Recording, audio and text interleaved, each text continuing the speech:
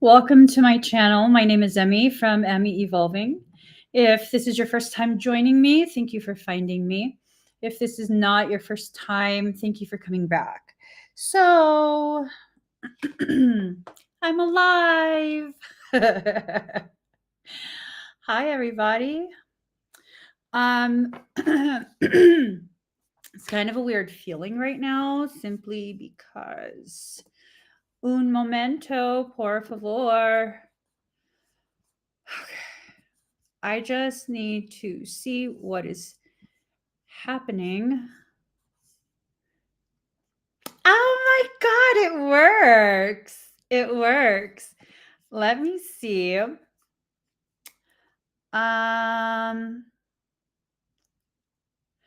Yeah, it's working on TikTok as well.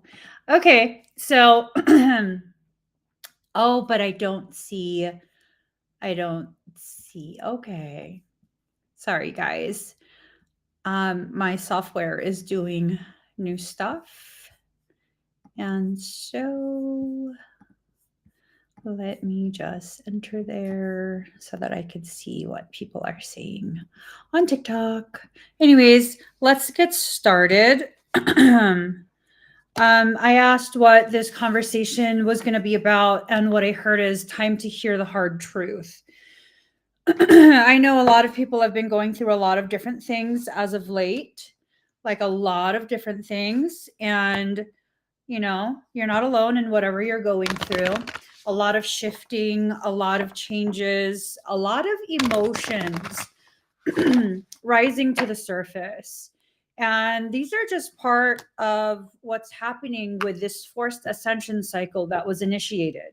For many people, you've been experiencing, excuse me, a whole bunch of different types of symptoms. They are not illness.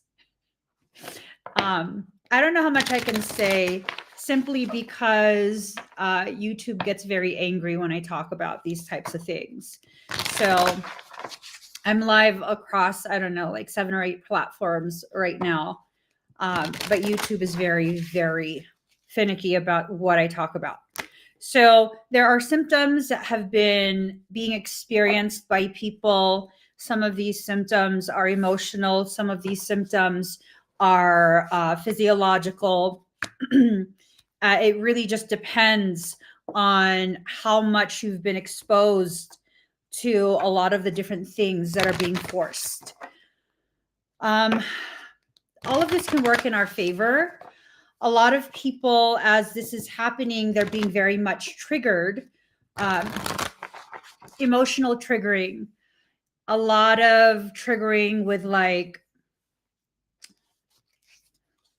old traumas coming to the surface, a lot of these different emotional states that you thought you've already worked through, insecurities, things like that. A lot of these things are rising to the surface again.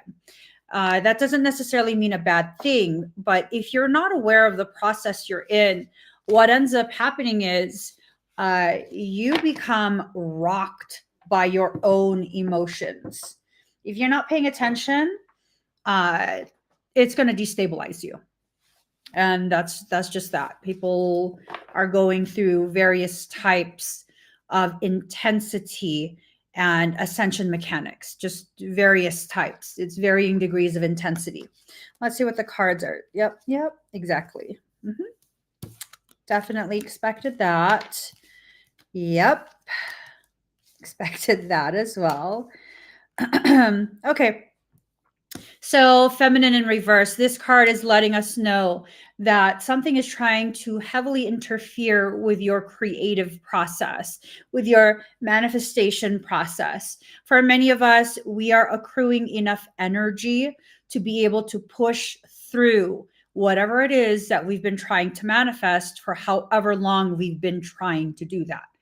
Now, if you're very caught up in your emotions, it becomes something where you'll get real emotionally destabilized. Once the emotions go wonky, it's not long before the thoughts kind of follow after that. Once your thoughts begin to enter into a more self-destructive, self-abnegation type of state, then you begin with a lot of this energetic blockage in the body. When the body starts to get blocked with energy, you start to experience physiological symptoms. A lot of those symptoms are very, very similar to respiratory inflammation, respiratory infection, sinus infection, which is part of the respiratory system. For some people, you can even experience elevation in your blood pressure. You can experience body aches. You can experience disrupted sleep, all sorts of different symptoms that are coming through right now. If you can stay focused on what it is you are trying to get through, this is an extremely powerful period. For many of us, part of this feminine in reverse card has a lot to do with you reverting back to a state that you thought you exited out of. Maybe something that began in 2020, like literally something that began in 2020, something that faltered, something that led to a lack of prosperity, an increase in your struggle. And you're being presented with this again. Maybe the emotions, maybe the circumstance, maybe the people. Did you have conflict with someone in 2020 that you pretty much ignored? In order to move forward, you just didn't say anything. You suppressed a lot of your feelings about what was being done, what was happening. And now you're seeing a repeat. This is not a repeat. This is a continuation. Whatever happened back then, it simply paused. That's all. It paused, and it's been paused for quite a few years. Not anymore. It is being unpaused. Okay. Things are going to intensify tremendously. Tremendous intensification often indicates an elevation and expansion of potential. If you are going to back down from this, you are going to miss a tremendous opportunity to completely change your life. Choice is yours. The choice has always been yours. It's only ever been you that's been in control. So now we know there's a lot of hullabaloo happening. You see Project Bluebeam on full display at this point. People ask me about like, oh, the orbs and the drones. And I don't, okay, let me just be myself. I don't give a shit. I don't. Why? Because how is that going to affect my life? Does that further my healing? Does that further my journey of self-empowerment? Does that help me to better understand my place in my life and my purpose in this world? No, I don't give a shit about it. I just don't. But Emmy, what if, okay, what if what? If you're going to play that game, it's a game. It's an emotional game, and you will never be in control. I understand I can only control my life and my journey to a certain degree. That's okay. I'm not trying to control everything. But whatever I can control, I will do so responsibly, intentionally. My power remains intact because I choose to stay in that state of existence. That is a conscious decision that must be made. And if you think, well, I'm just going to let it ride and see how things play out, you will absolutely see how things play out. And they will be most likely playing out in a way that does not benefit you, does not help you to heal, does not help you to better understand, accept, and embrace how powerful you are by simply making decisions, choosing yes or no. There's no right or wrong, but there is a polarized existence that we are in. You have to choose a path. Choose a path. It all gets you to the same place. But the journey you take before you arrive at your destination will be very different. depending on what you choose. There is no right or wrong. There simply is easy and flowing, or difficult and elevated learning. When you choose the more difficult path, you're choosing the path that will expand your learning potential. There's no right or wrong. There just isn't. There's no right or wrong. So as you go through this, you're going to go through this without someone to guide you, because all of us, our journey is different. We all are supposed to do something different. We might have some similarities, yes, but our actual true purpose is very unique to us.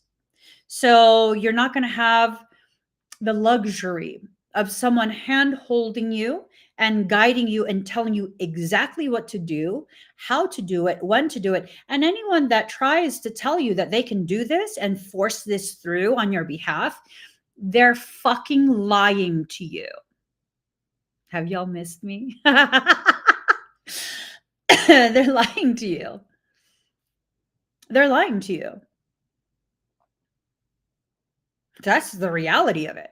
There are many, many people trying to make a mark, leave a mark on this world, on social media. They're trying to be an influencer. They're trying to be something of significance. They're trying to validate their existence by using you and your journey. That's just where they're at, right? Am I saying they're a bad person? No. They're a person. That's where they're at in their journey. That's not where I'm at in my journey. I'm at a point in my journey where it's like, listen, we're all going to get to wherever we need to go. You choose how you're going to get there. Because guess what? Me telling you what to do is simply about me. Has nothing to do with helping you.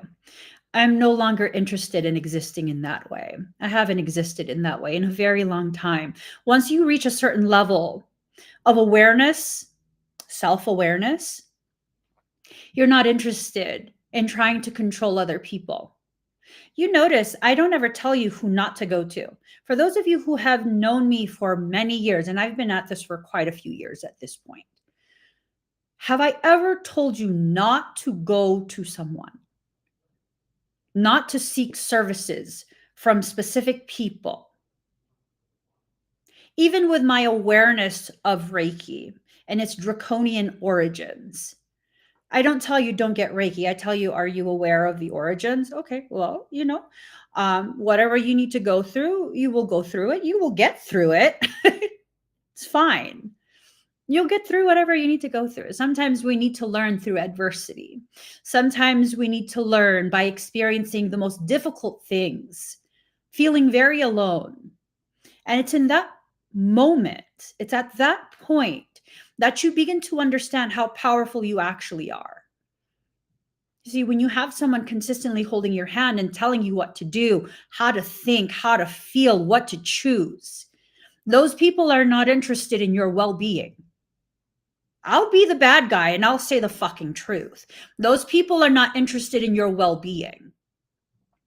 They're interested in you validating them, their ability, their power, their whatever. I'm not even interested in that subject matter. When you make decisions and then you experience hardship and then you get yourself out of that hardship, you know what happens? You become aware of how powerful you are over yourself and your journey. No one can ever take that from you. I wouldn't take that from you by telling you what to do and then you giving me the credit that is rightfully due to you. Be careful. There are many predatory people in all spaces on the internet. Every single group, every single community, every single topic of interest contains predatory people. You are responsible for yourself. Okay? Now, for some of us, we're going to use the excuse of, but we're not aware. You need to tell us. You won't develop a level of awareness that's necessary for your journey if I keep telling you what to do. That applies to everybody. You have to learn by experience for much of what needs to be learned. Don't be afraid of your process, but be very patient and accepting of the fact that you very well might feel afraid at some point. You might feel unsure. It's okay. That's part of you learning. When you become very doubtful of yourself and you begin to ask these very difficult questions, you then open yourself to the potentiality of receiving the very answers and awareness you didn't know you needed. No one can do that for you. It is strictly a solo mission, a solo job. There will be people who will cross your path and they'll be able to trigger certain things, certain processes, certain thoughts, certain types and depth of introspection. But that's all they are. They're there to trigger something, right? That's it, to trigger something, a process that belongs and is controlled strictly by you. Now, if you choose not to use this opportunity to create new circumstance for yourself, perfectly fine. You're just prolonging this sense of stagnation, the sense of lack of completion, the sense that you're failing, all of these different senses that you're having that are negative, like you're seeing yourself in a very negative way. Well, yeah, that's part of where you're at. That's so you can get a good idea of how much you're growing once you actually release your death grip on this space, internal space that you've locked yourself in. Now, as you're going through all of this and feeling very alone, you're still intrinsically protected. This is a birthright of yours. This is a birthright of yours. No one can take that away. You can push it away. Unknowingly, intentionally, you can push it away. Choice is always yours. It is. It's always yours. I know for me in my journey, I've had a lot of really just questionable things that people do, people attempt. Because I did something? No, because I exist. Because I exist. That's fine. No, it's not okay that they're doing that to me, but it's fine that that's part of my process to realize how powerful I actually am. So that part, that's fine. I accept that.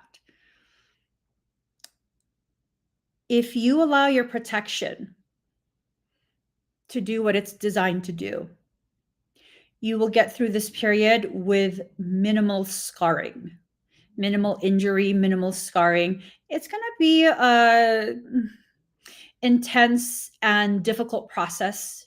It's going to challenge you. It's going to invite you to rise to higher levels of awareness of self. That's part of what needs to happen. Okay, you're not being destroyed by soul. There will be people, there will be beings that will make it their goal to try and destroy you. Fuck those bitches. Who gives a shit? You don't like me? I don't give a fuck. You don't want me to exist? Take it to God. You're not my issue. You want to try and force me into some type of behavior, some type of decision, some type of circumstance that will be beneficial to you? I don't fucking think so. I'm not going to comply. I'm not going to play along. I don't give a shit. Does that mean I don't care? Oh, no. I care about a lot of things. Like a lot of things. A lot of things. There's a lot of things that I care so deeply about. Now, I'm not a bad bitch. I'm a real woman. That's what it is. That's where I've entered into within my life, within my journey, within my awareness of myself. First and foremost, I'm a living, breathing human woman.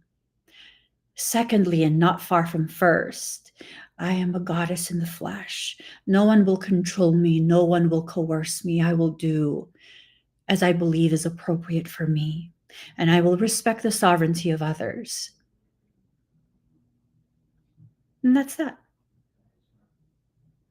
Is that wicked? Selfish? Let me tell you, opinions are like assholes. Everyone has at least one, right? Some people, they really go out of their way with their assholery. So not only do they have an asshole, they probably have a stoma as well. Put your fucking bag back on your stoma. Your bullshit is being splashed everywhere. That's what I like to tell people who try and involve me in their shit. No, absolutely not. Absolutely not. I'm simply interested in understanding the spaces where I still need to work more on balance and the spaces where I need to actually make sure that I maintain the balance I've already achieved. It's like when you work out. I realize I've been on this fitness journey for quite some time at this point, like really focused on preparing for competition, right? So it's been about a 2-year period, which that's a good amount of time.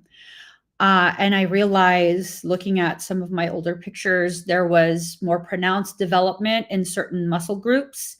And I've lost some of that development while I'm developing other muscle groups. And I'm like, what did I used to do back then? Oh, I used to do these specific set of exercises as a superset. And that forced the growth and maintained that growth, caused definition. And then once I reached a certain level of definition that I was satisfied with, I cut back on that, or I completely eliminated it and completely forgot about it. And so, because of the lack of use, I lost what I had built, right? The same thing with your spiritual journey. You have to be able to continue to activate and utilize all of these different things that you are activating and developing. You don't just take it to a certain level and think it's going to stay there. With lack of use, it will atrophy. Those pathways will atrophy, and you won't be able to utilize that to the degree that you worked it up to. Whatever you want to keep, you need to keep working. And that's just that. That's the only way to maintain it.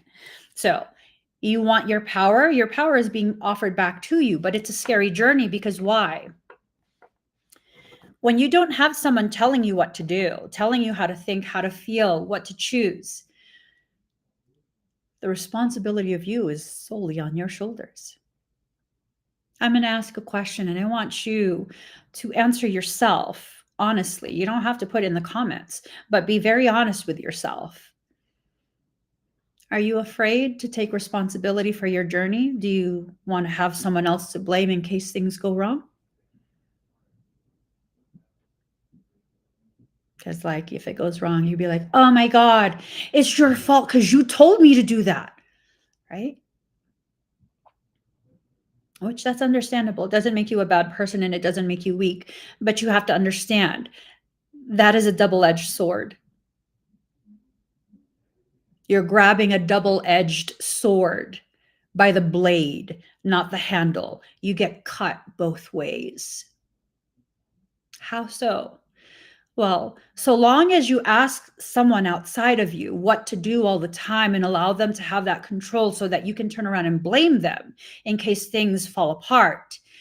If things do play out, you will never give yourself the credit you deserve. You will never acknowledge how capable you are, how much you accomplished, what you brought to fruition, because guess what? You will always assume it's because so-and-so told me what to do. No, it's because you made it happen. It's because you made it happen. Regardless of what someone tells you, if you don't put that into action and fully commit, focused commitment to bringing that specific thing to full fruition, what happens? Nothing. So when people tell me, Emmy, you changed my life. No, I didn't. I talked a lot of shit on a video. I said a lot of things, and you chose to hear what I said. You chose to listen. You chose to observe the ways in which my words unknowingly, unintentionally affected you.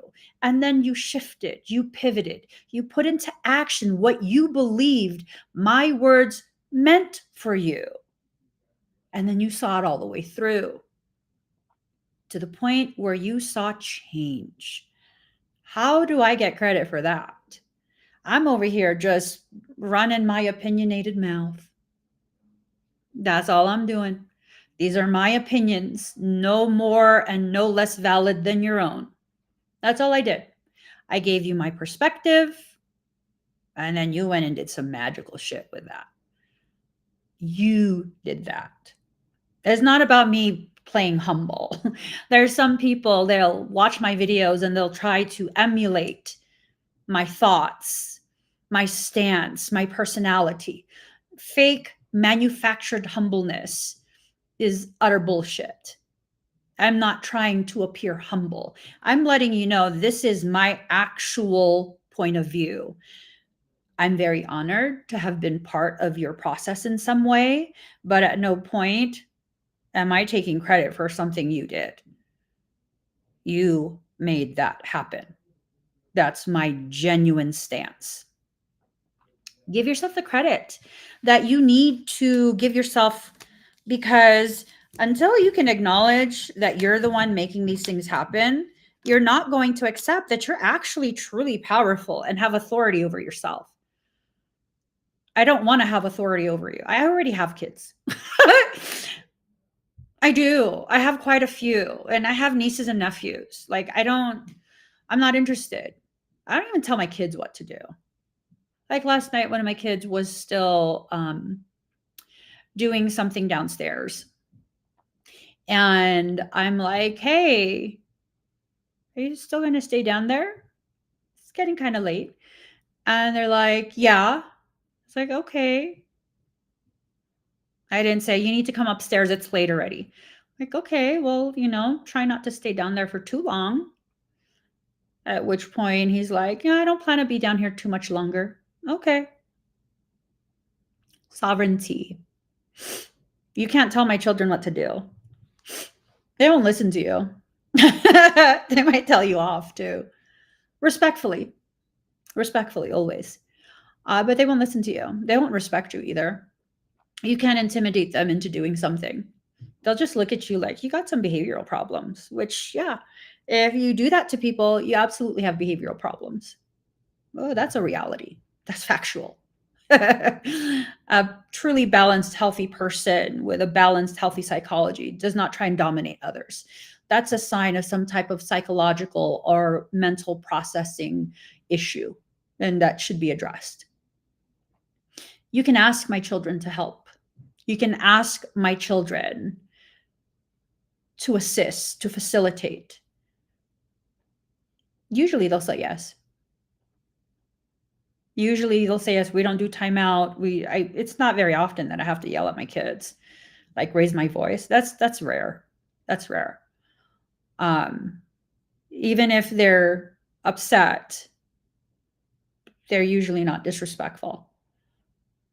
They'll have their own little process within themselves. At which point, okay, let me give you a little bit of space. You process what you need to process. We'll come back together and talk when you're ready. And usually a few minutes later, they'll have processed whatever difficult emotions and thoughts they were struggling with, and we'll continue the conversation. You can't dominate a sovereign.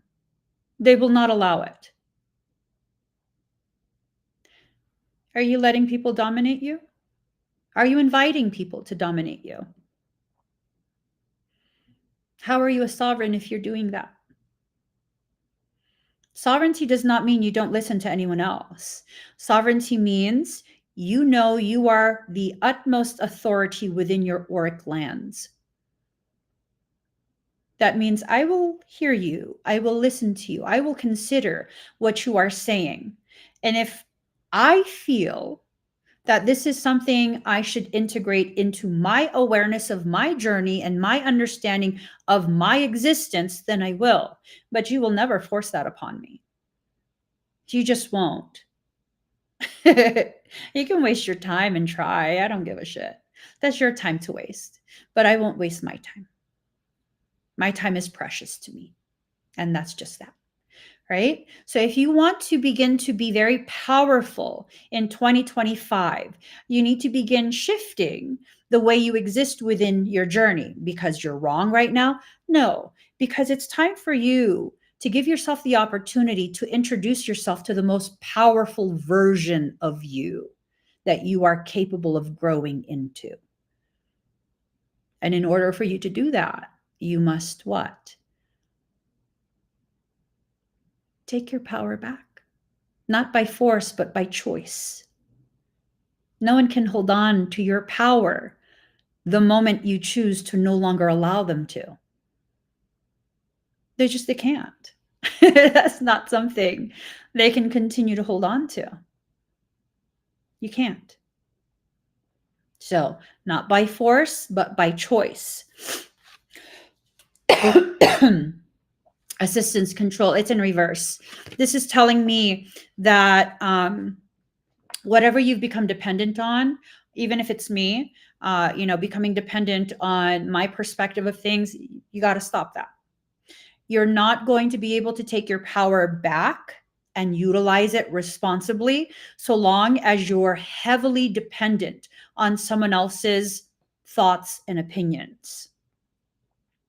You can listen to other people. There's nothing wrong with that. It's actually a very powerful thing, a very powerful experience and opportunity to be immersed in environments where people have a different mindset than you, because then you can expand your awareness. Being surrounded strictly by people who have the same exact beliefs as you, that's a surefire way to remain in a space of stagnation. A lot of why I'm able to expand and have been expanding my awareness of so many different things is because I'm married to the polar opposite of me. My husband literally is my polar opposite. For any given thing, you put us in two separate rooms and you ask us the same question, give us two options. We will always choose the opposite thing of each other. We will always, oh, that's a given.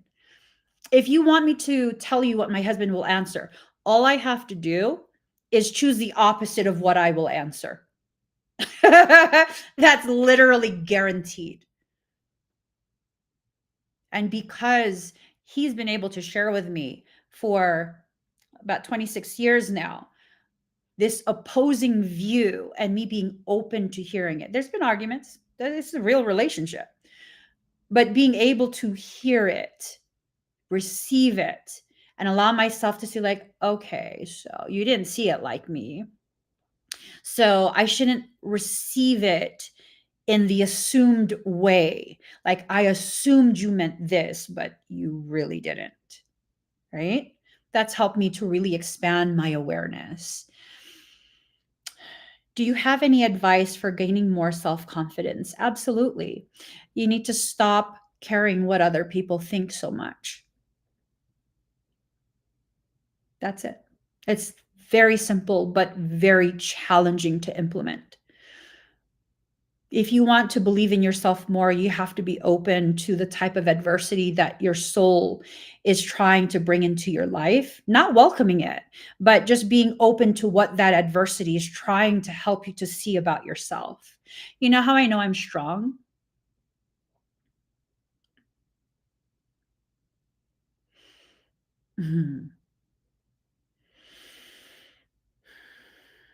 Because I've had quite a few people try and destroy me, and none have been allowed to succeed. I've had people who, in the eyes of others, have a considerable amount of influence and power. None of their bullshit was able to be effective. None of it. Why? Simply because I did not allow it. Yeah. That's it. I didn't allow it. Yes. I allowed myself to feel the emotions, maybe a couple days, because it triggered things from years ago. And then I was like, you know what? No, fuck this shit. No, no, no. And then I allowed myself to shift and pivot in the way I saw that circumstance and that attempt. And you know what I realized? Because your initial reaction when someone tries to destroy you, someone tries to bring negativity into your life with zero provocation, is why? What did I do? And I stopped asking that question a very long time ago. The real question is now, what type of power did you see in me, and how threatened did you become by that? For you to try and destroy me, and I didn't even know you existed. What did you see in me that threatened everything that you've built for yourself? You saw me as the ultimate threat to your pile of shit lies. What part of that do I need to showcase more? Because at this point in my journey, I don't consider myself a confident person, but I do embrace my combative rebellion. What part of me do you not want people to see? Because that's the part I'm going to showcase even more. Because guess what?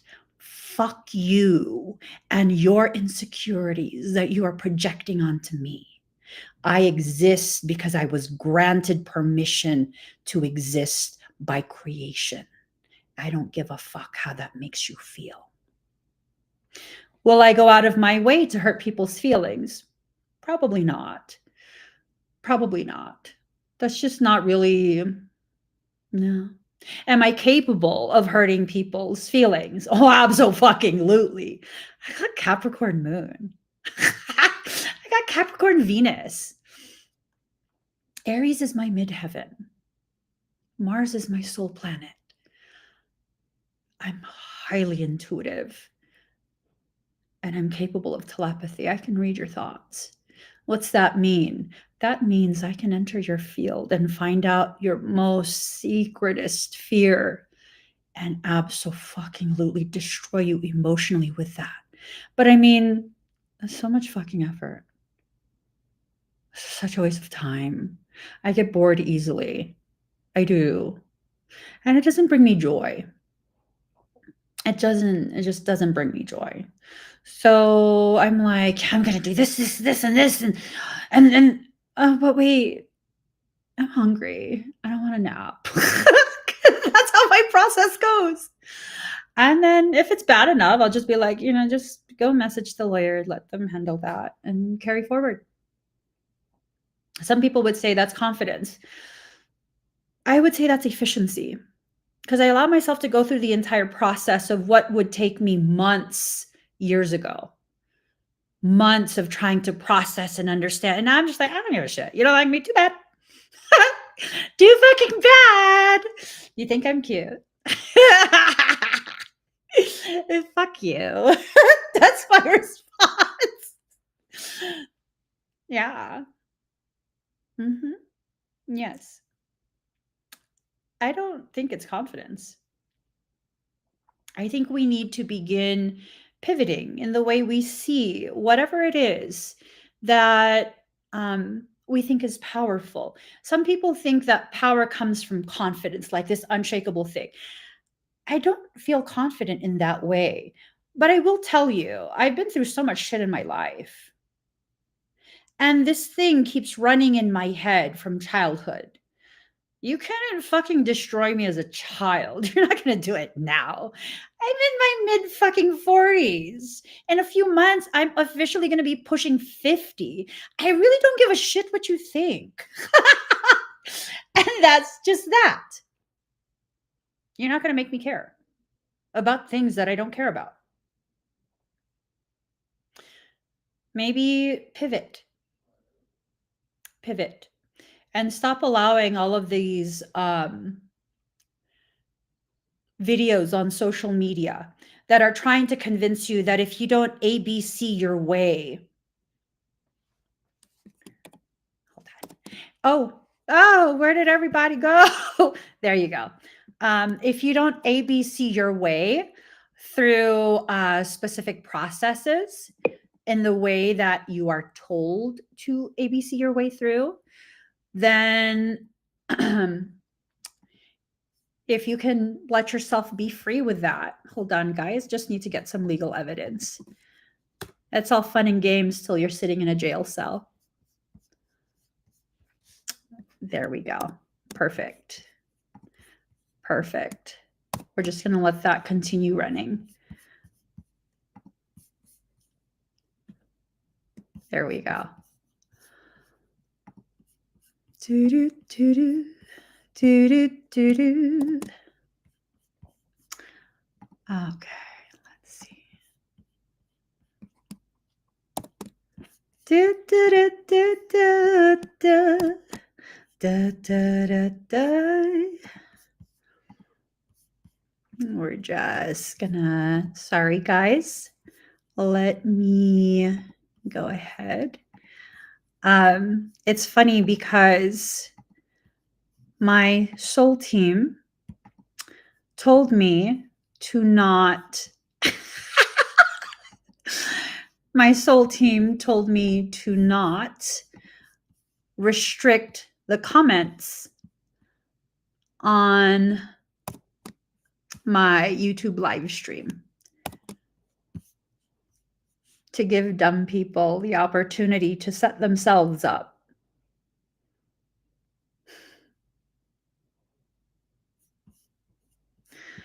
So let's go ahead and hold that. Let me make sure I have all the screenshots that are necessary.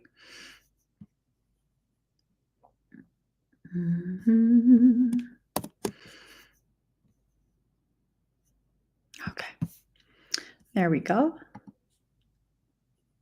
I'm going to have a big party once you go to jail. Okay, there we go. Da, da, da, da, da, da. Da, da, da, da. And also, this serves as a perfect opportunity for all of you who are watching to become aware, to witness exactly what I was talking about several minutes ago. This thing of really not allowing any of your power to be harvested and used against you by insignificant people. And that's the reality. Not everyone needs to have significance in your life. Not everyone should matter to you. And it's not this thing of not everyone should matter to you because some people are less worthy of a dignified existence. No, there's a bare minimum level of dignified existence that everyone deserves. But not everyone should have the ability to access your innermost feelings, to cause you to feel forced to feel some type of way. Do I look bothered? Am I bothered?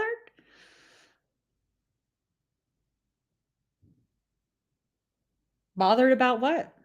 This is literally further evidence. It's further evidence. It's a pattern that's established that is provable in a court of law. That's it. I'm well rested. I'm balanced within my life. Life is ridiculously beautiful. Yeah, I went through something very intense in the last several weeks. I won't say I came out through the other side. I'll say this, because I think this is a more powerful way to view it. I didn't try and escape or evade my own process and my own journey. Instead, I went to the heart of what was happening and I observed myself from that centered space. And then I didn't make it my mission to get out of that, to pull myself out of that. Instead, I used my power intentionally to completely change it from the inside out. There is no fear or insecurity that I have that I'm looking to forget, looking to destroy, looking to eliminate.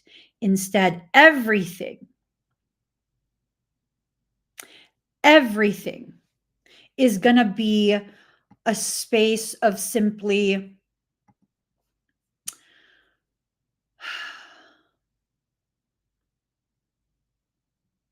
observing in neutrality, allowing myself to feel all the different things that I feel. And then maybe, I don't know, allowing myself to simply continue going, not feeling ashamed, not feeling angry, not trying to control myself to the degree that I need to appear perfect. There's perfection in who you are already. It's not this manufactured perfection, this unattainable, unsustainable perfection. It's just knowing like everything that happens to you needed to happen, and that you're growing and you are just exactly where you need to be. My beliefs, in regards to what? You ask, what are my beliefs? I'm, by technicality, Catholic, born and raised, baptized and confirmed with all my sacraments, having gone to public school from kindergarten pretty much through to 12th grade, heavily well-versed in theology, but also heavily familiar with Nazarene Essene beliefs, Gnosticism. I've explored all religions. I'm open to all peoples, and I respect people's journey, meaning there are some who are spiritualists, and I don't consider myself spiritualist. There are some who are spiritual in nature, and they believe that they are superior to you if you pray or if you go to church services, if you're in organized religion. And the thing is, my personal stance, whatever helps you, let's see. Perfect. More evidence. Whatever helps you to further connect with your divinity, that's the very thing that you need to allow yourself to do. That's the very thing, right? Let's see. Spam. There you go. There you go. Hold up. And let me go ahead and mute you. 1 second. Oops. There you go.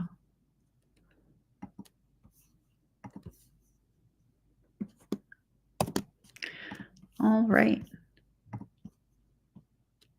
Let me, oops, there's one more there. Honey, I see that you're also on YouTube, or not YouTube, but what is this? TikTok. Before you ban any of the accounts, please make sure, thank you, baby Mimi. Please make sure that you screenshot the whole thing and it's all being submitted to legal. All right. So let's see. The arrow master, hitting the mark, intention and detachment.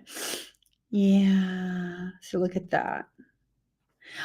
For those of you who saw that video, please screen record that video and forward it to me. I need that for legal. Hitting the mark, intention, detachment. something, someone definitely is trying to aim for you, to cause you to falter, to cause you to turn away, to cause you to not allow yourself to be you. Never, ever, ever, never, ever, ever, ever, ever give someone that type of power. Ever. Never. Do not allow that. Okay? The Lady of the Gift, generosity, receiving, withholding. So, part of you exercising your true power is knowing when to give and when to withhold. You don't have to give of yourself to everyone. Being overly generous, that doesn't convince the shitty people of the world that you're a good person. Trust me, I've been through that journey as well. For those of you who still remember me from my Facebook days, it's kind of this thing of I went through that. It was a very public thing, over giving, consistently over giving. What did that do? It simply made me accessible to the most parasitic, most horrendous people, the users of the internet. These people who are like bottomless pits of entitlement. And nothing I did was ever enough, not enough generosity to satisfy them. They were bottomless pits of entitlement. Emmy needs to do this. Emmy needs to give me this. Emmy needs to. How about you go talk to your mom? I'm not your mom. Last I checked, I didn't birth you. You did not traverse my vaginal canal. Go talk to your mom. And that's just how I feel at this point. This thing of just really allowing myself to exist in my most authentic state, no hesitation, no trying to say the right thing at the right time and the right inflection, intonation. I don't give a shit. I don't. Sometimes I'm ratchet. Sometimes the things I say is extremely profound. At all times, it must be authentic. It can never be pre-planned.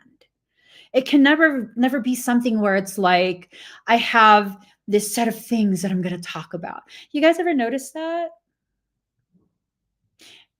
Thank you, Lindsay. Yes, for those who don't know, anytime, literally every single time I am live on TikTok, I have an entire social media team. I know I seem very approachable and very relatable and very girl next door, but I'm a full blown fucking company, multiple companies at that.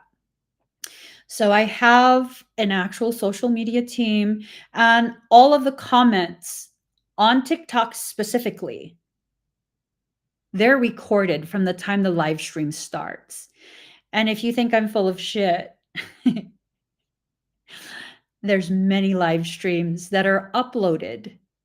Once they're done on TikTok, they're uploaded to a private server.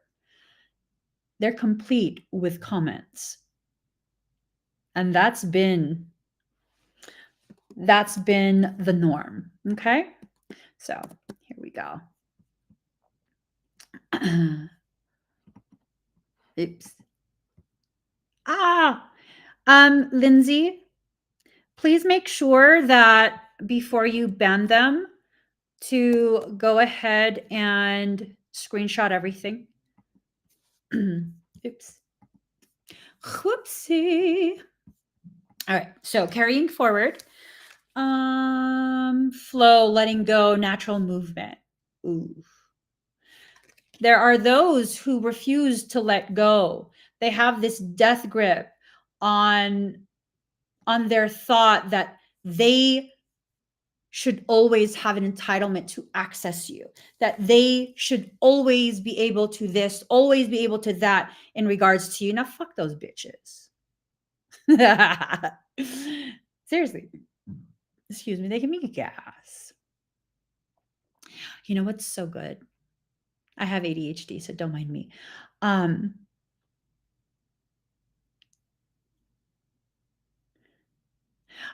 So if you go ahead and make cheesecake with goat cheese, goat cheese, the soft type of goat cheese, it's so good. That just popped in my head. I don't know why. Acquiring knowledge, insecurity, and manipulation. So as you acquire more knowledge about yourself, more awareness about yourself, what ends up happening? Those who have been seeking to control you, guess what? Guess what? They become very insecure. They become very, very desperate. It becomes this thing of, please, please, please, don't forget about me. I want to be a part of your life. We don't care. We don't care. We, meaning me and all my personalities, we don't care. You just continue with your life. Continue with whatever it is you need to do. The hard truth is that there will be people who will be placed in your path designed to what? Present you with a type of adversity and friction that will give you evidence of your forward trajectory. So there's a pathetic person who switched from TikTok to YouTube, trying to derail this reading, trying to see me visibly upset and all kind of like stupid shit, right? So what does that mean? What does that tell me? Like, oh my gosh, should we like, oh my God, be upset and like, oh, no. It tells me something very specific. First and foremost, people who do those things typically are most likely possessed. That's not to give them an excuse. They're still a shitty person. Okay. So when I experience that degree of demonic interference, that's the technical term for it, demonic interference, what does that tell me? That I'm about to level the fuck up. So, should I be upset? Not at all. What should I be? Myself. Myself. My soul is just letting me know, like, girl, you about to level up. It's about that time. It's about to happen for you. And it's this thing of what's about to happen for me. What is it that's about to happen for me? What is it? Do we know? Do I need to know? Or is it more of what? More of what? Is it more of me needing to just continue with the same flow and not allowing myself to utilize any of my energy, any of it at all, for things that are nonsensical? So what do I need to do right now? What needs to happen? More of the same. More authenticity. More of me simply allowing, not allowing that behavior. You halt that behavior right from the start. Right from the start. Needs to be halted. None of your energy goes to it. More of what's happening is me allowing myself to responsibly and intentionally choose how I will move through this part of my journey. Amazing things are happening. For those of you who don't know, I'm in the middle of writing a book, a profound book. Not just that, I'm also in the middle of planning. For those of you on TikTok, you guys haven't heard about this. It's the Quantum Potential event. This is an in-person event where I'm going to be teaching about whole being wellness as well as soul-based business. We're going to be doing activations. It's in person. We're going to be doing activations. It's going to be profound speaking, all sorts of different things that I'm going to be teaching you in order for you to finally have the tools to disengage from the matrix. It's time for you to run your life. Get very healthy based on what your frequency needs are. And for those who don't know, I have different types of certification at this point. I'm a certified dietary nutritional coach. I'm also certified in corrective exercise. I'm also a certified personal trainer through the National Academy of Science Medicine or Sports Medicine. In addition to that, I'm pioneering the field of aura spectra bioregenesis. You want to become empowered in your life? You need the tools to do it. I'm not going to tell you what to do, but I will give you the ability to do what needs to be done. And people who've worked with me in the past, and this event, there's a specific number of seats available. I think we're halfway to sold out. It's going to be in spring of 2025. The exact date is not released to the general public. The location, not even the state, is released to the general public because we have stupid people like this that don't deserve to have any type of access to anything. So the time for you to really utilize your power, it's now. It's now. Don't wait until the 1st. It's only a few days away for the next year, right? 2025 is only a few days away. So start now. Make some decisions for yourself now. Select some options that empower you now. Okay? The word Lord, communication, praise, and dishonesty. I think this is letting some of you know there are some people in your life that just need to be cut the fuck out. No explanation, no nothing. Just cut out. Cut out. That's it. Just cut out. Right? The spirit whisperer, divine guidance, higher knowing. Woo! Divine guidance, higher knowing. In reverse.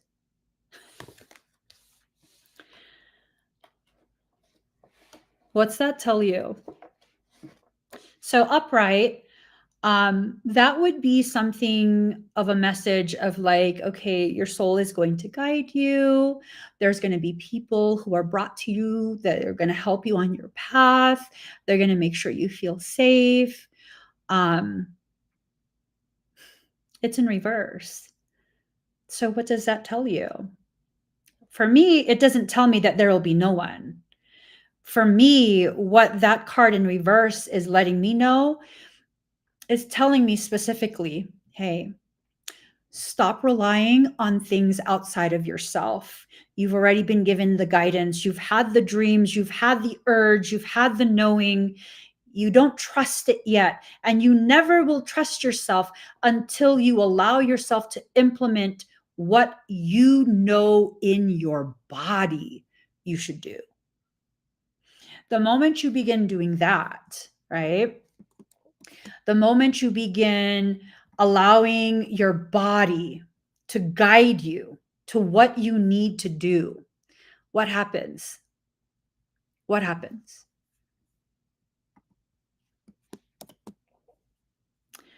You get the opportunity. Opportunity for what?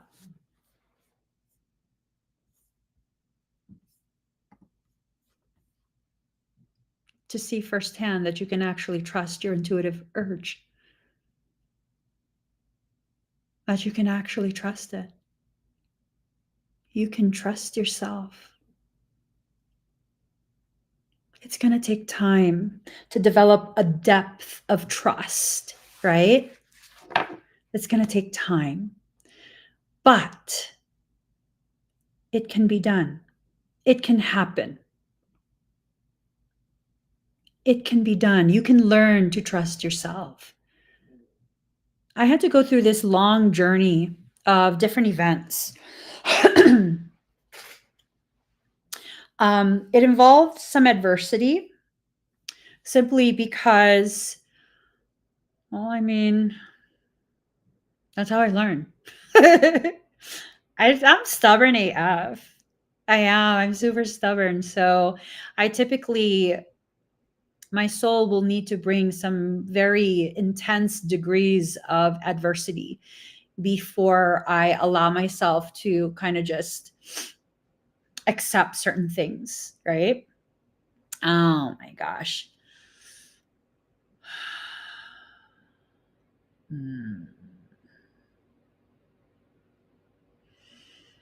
So it's kind of been this thing, like I didn't want to get emotional in this live stream, but it's such a huge testament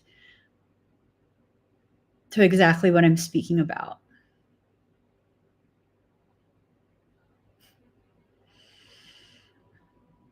Years ago,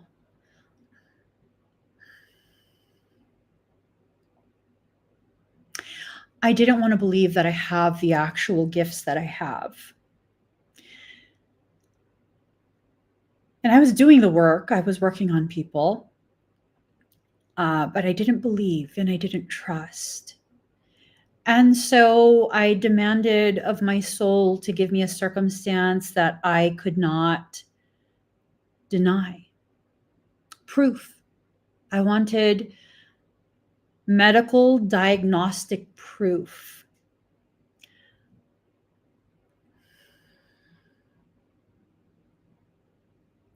And so I got it.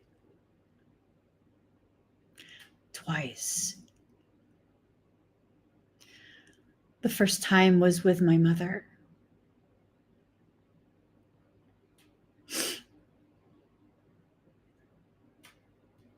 She almost died.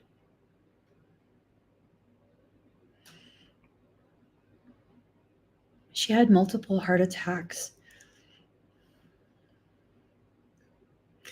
and multiple strokes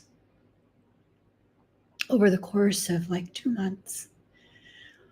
And I kept reversing everything.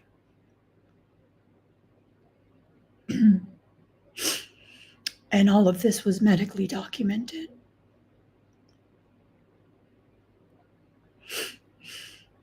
And then I left because I was forced to.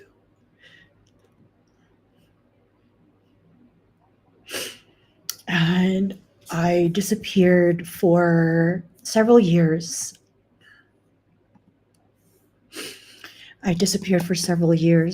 And it really became something of like understanding that I had to leave, because so long as I was in the environment that I was in, I would never give myself permission to be who I am. You see, the environments that we're in, especially if your family dynamics does not give you permission to be you, it becomes damn near impossible for you to grow beyond what that dynamic gives you permission to exist as. And so I had to disappear for a few years, and I came back when my mother was in hospice.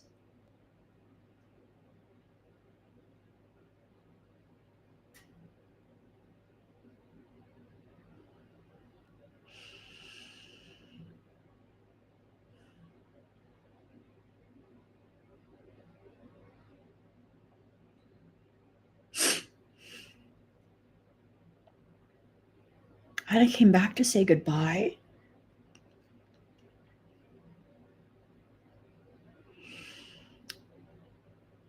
But I needed more time. I needed more.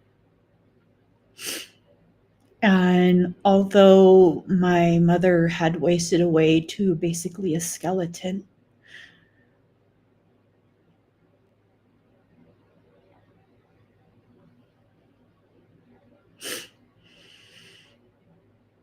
My husband invited me to put our entire lives on pause for the last 7 or 8 months of her life so we could take care of her. And in my care, all her lab tests, all her values reversed. She regained her health. She gained weight. She regained her sassiness. She was thriving. She was regaining function of the parts of her body that were previously paralyzed by her stroke, just getting everything back. And then she decided she didn't want to anymore.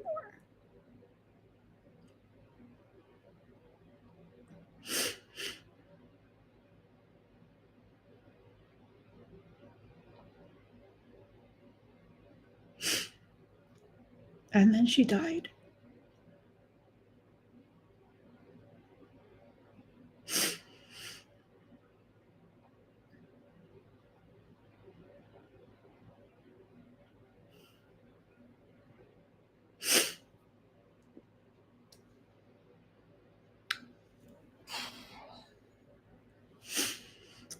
And because that partially shut me down,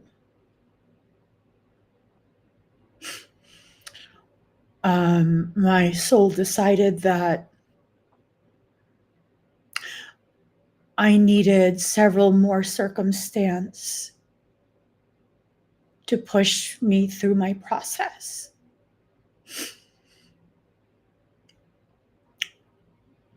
So 6 months after my mom died, her sister, my aunt, who was basically my second mother, she died as well.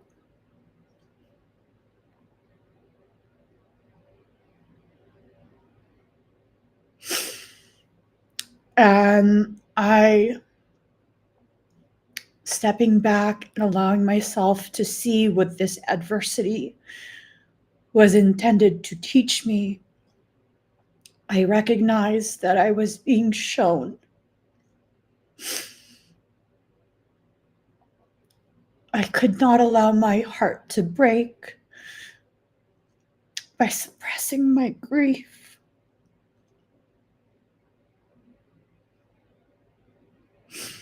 I was being shown the way the body holds the trauma and the emotions. And it would take me a few years still to apply what I was learning firsthand then, and to ensure that the lesson was learned in the full totality of its potential. Another 6 to 7 months after my aunt died,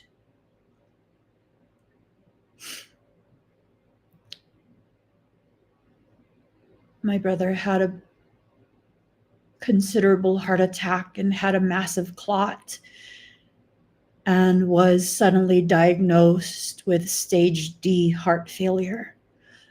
Gave him 3 days to 3 weeks to live.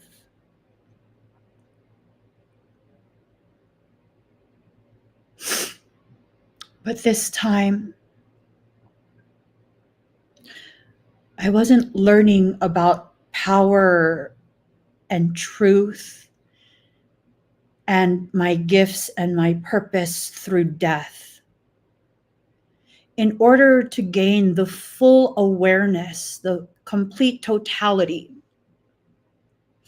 of what life is trying to be used to teach you, you must experience the opposing polarities and have the openness to juxtapose these opposing polarities to give you the broad spectrum view of what it is that you are being shown, right? So then what was it? What is it? What was I being shown?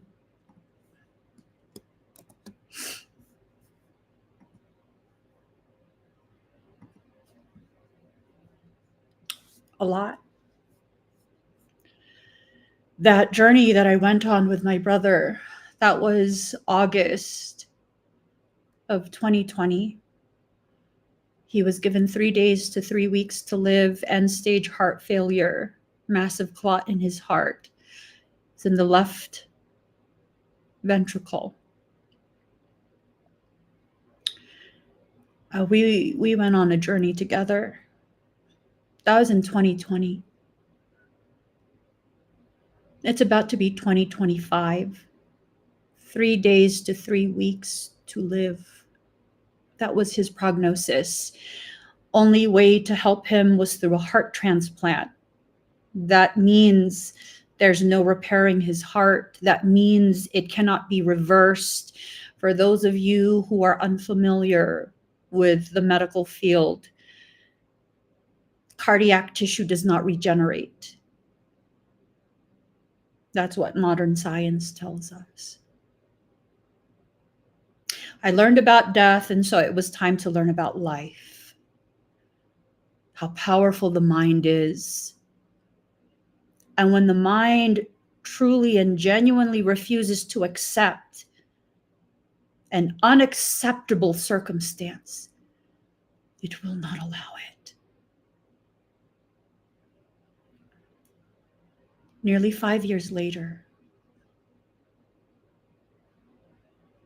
not only is my brother still alive,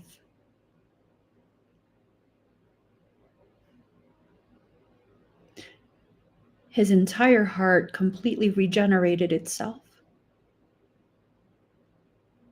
He's no longer in heart failure.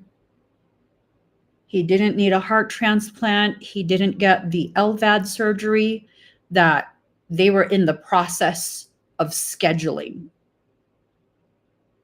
None of it. Not only did he stay alive and reverse his heart failure, he working out like crazy. He's getting hella swole.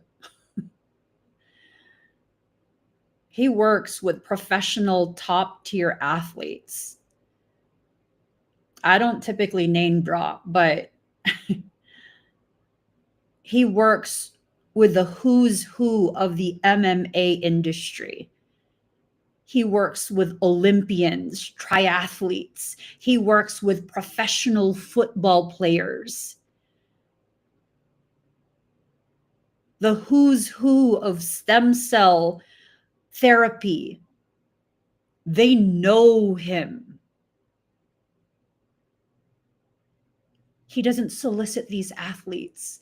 They solicit him.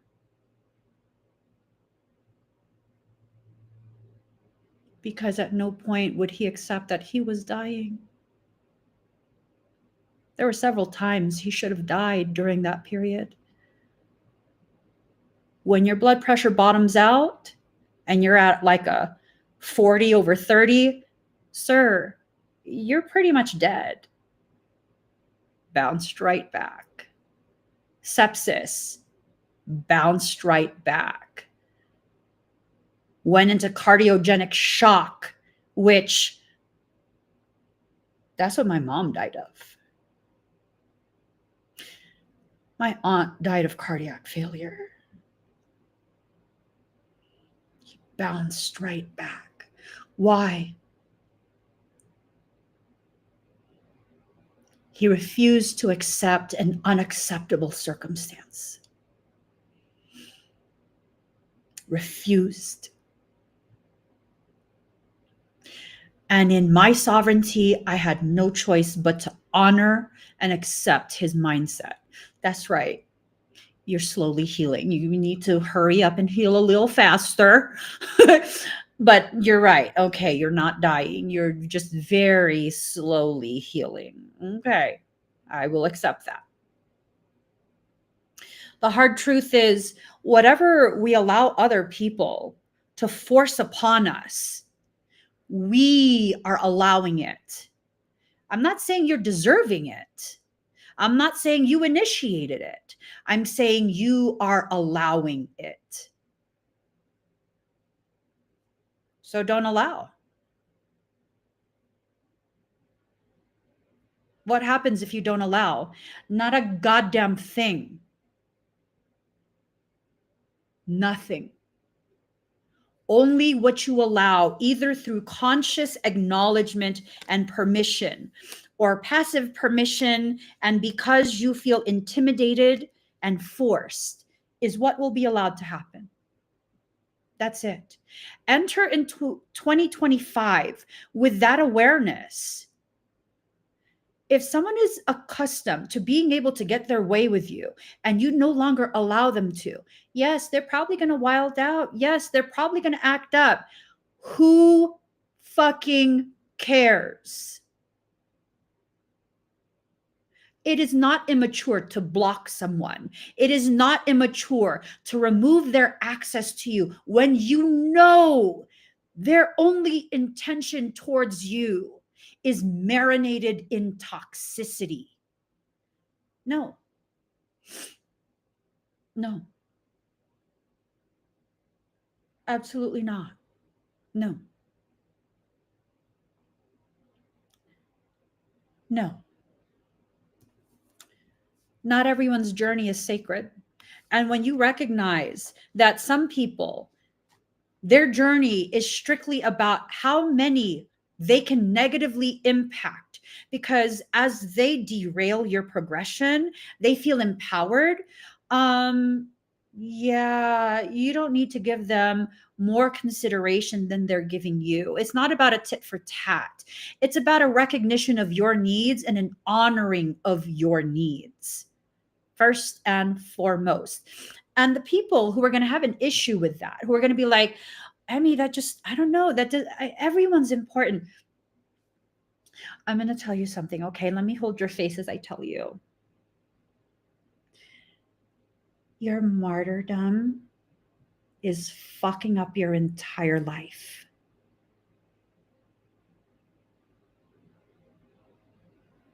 Let me say it again. Your martyrdom is fucking up your entire life. It's not helping people to see that you are a good person. It is enabling their maltreatment of you.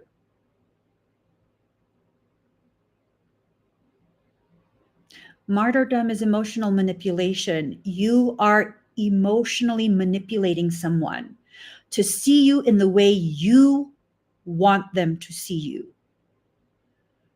I know, because I used to do this.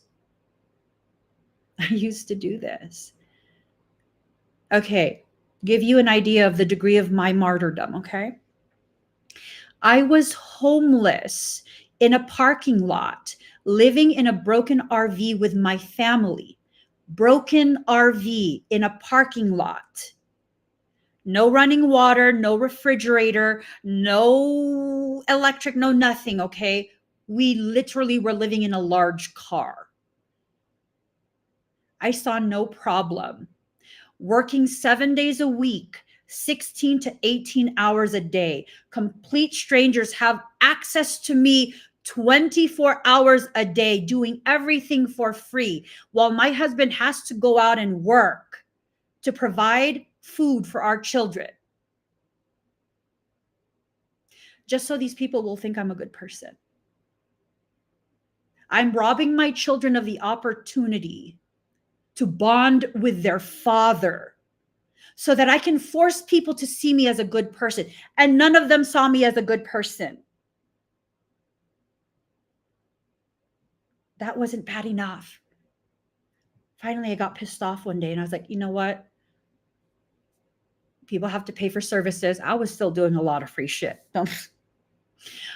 People have to pay for services. Making good money.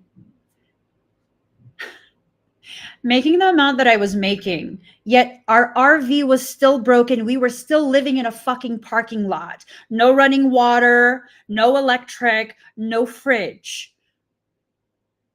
Yet I had the fucking audacity to pay people's mortgages, to pay people's electric bills, to give people money so that they can move to an even nicer place, to buy them the clothing they want, while my family fucking suffered. You know what I got at the end of that fucking how many years I did that?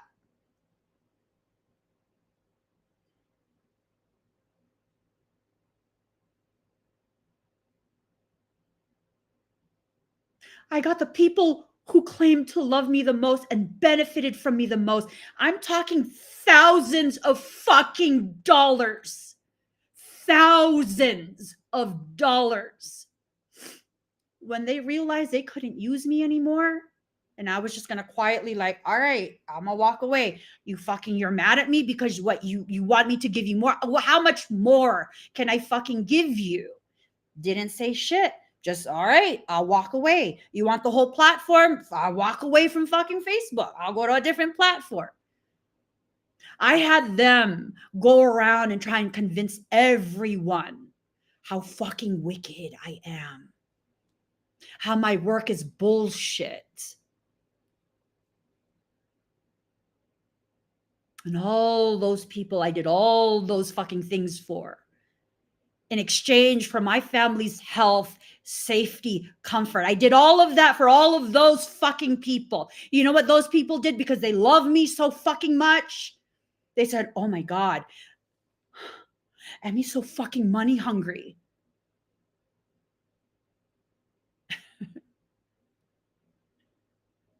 You're right. Emmy's fucking wicked. You're right. I knew something was wrong about that girl. No one's naturally that nice. Except I am. And I didn't fight back. Mind you, this last part, all this happened as my mother was fucking dying. And they knew it. These besties, they were my besties, right? They fucking knew it. They knew my mother was dying because I posted about it.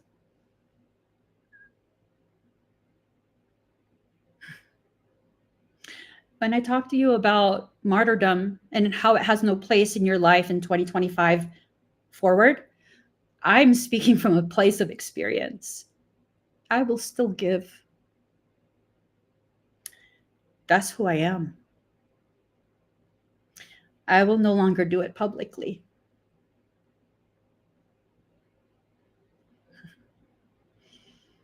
I don't announce. I don't, unless I don't have the funds to be able to give, if it's like a very short time period and I don't have funds liquid, my own funds that I've earned liquid, and I'm able to help, then I'll bring it to the community. That's rare at this point. I don't like to do that. I know everyone's struggling through something, but I still give. I still do quite a few things completely for free for people. Never do it publicly anymore. That's me. It's not an act. It's not a way to gain followers. That's me. I will not martyr myself anymore. And the moment I refuse to continue doing that and being afraid of what will people think, because people will think whatever they think no matter what you do. You can't force them to see you in the way you want. The moment I stopped doing that and I allowed myself to just be myself, an entire community formed around me.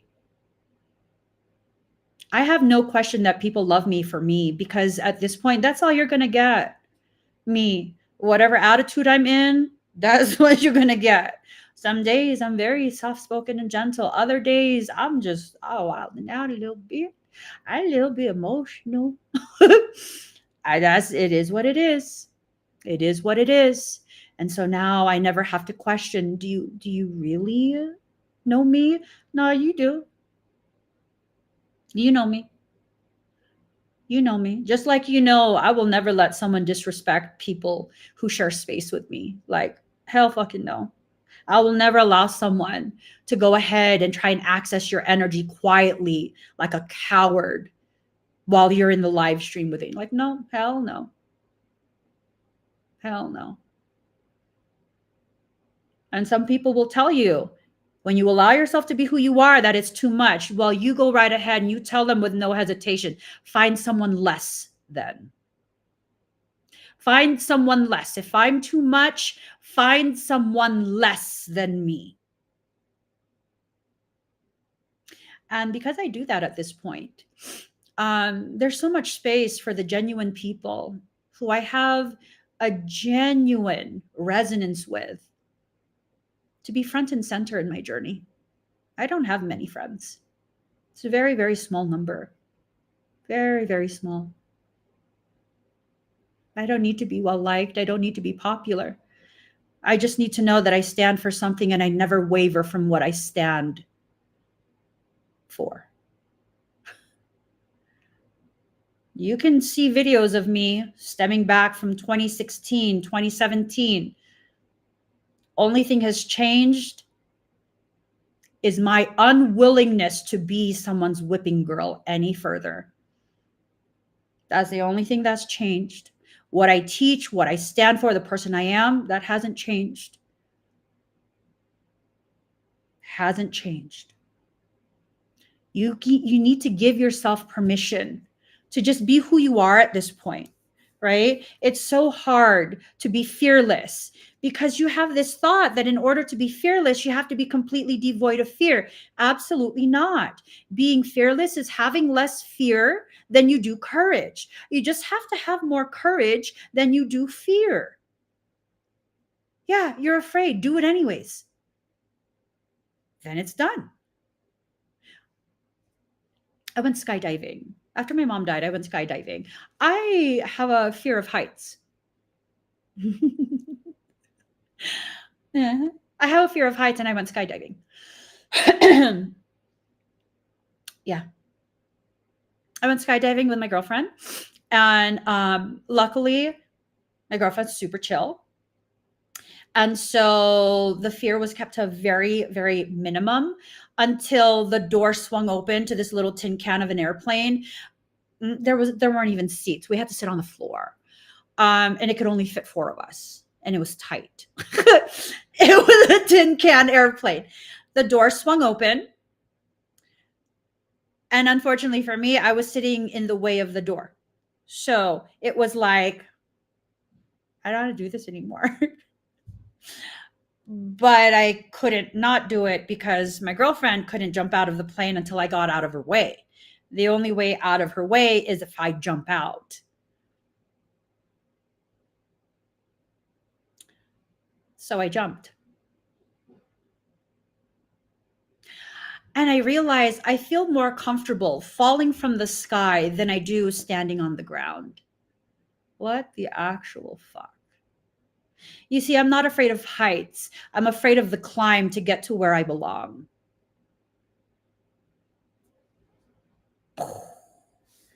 Mind blown.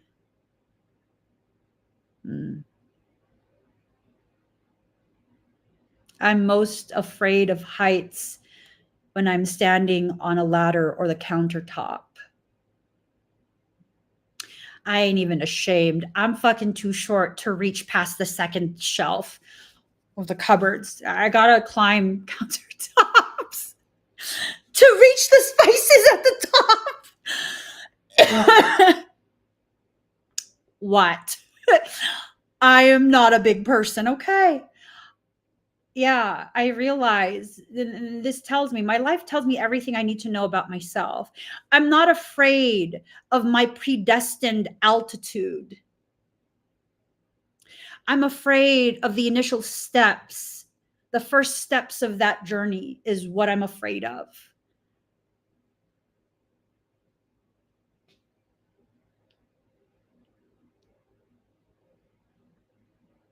I've never felt more at home and peaceful than I did jumping out of a plane and dangling from some man's harness, however many feet up in the sky. Ain't that some shit? The fear only kicked in when it was time for me to lift my legs because we were about to make impact with the earth. Ain't that some shit?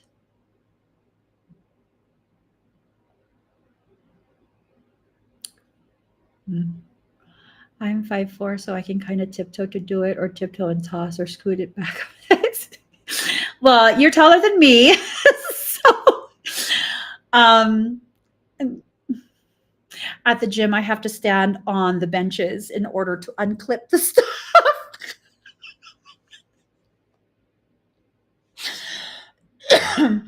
It's okay. It's okay. I ain't tripping. I might be vertically challenged, but I'm sure I can outlift people. It's all right. The shortness gives me more leverage, more, more leverage to live. It's okay. And so you be as tall as you want. You know how easy it is for me to pack on muscle? It's just little bones. It's little bones. Just, it's a lot. It's a lot. It's okay. It's fair. It's fair. Celebration. You're going to have a lot to celebrate in 2025. There's so much that's being prepared for you, but you have to get out of your own way. You have to stop allowing the very people and things that are trying so hard, just so fucking hard, to keep you from being the greatness that you were always destined to be. You're always destined to be this. One of the things that I hear the most from people is that, wow, Amy, you're such a phenomenal public speaker. I don't consider myself a public speaker. I have social anxiety. I don't like being in large crowds and stuff. Well, how did you become a speaker? Did you take a course? No, I finally just started saying what's in my head. Why am I telling you this? To toot my own horn? A neurotypical person would think that, oh, she's just tooting her own horn again.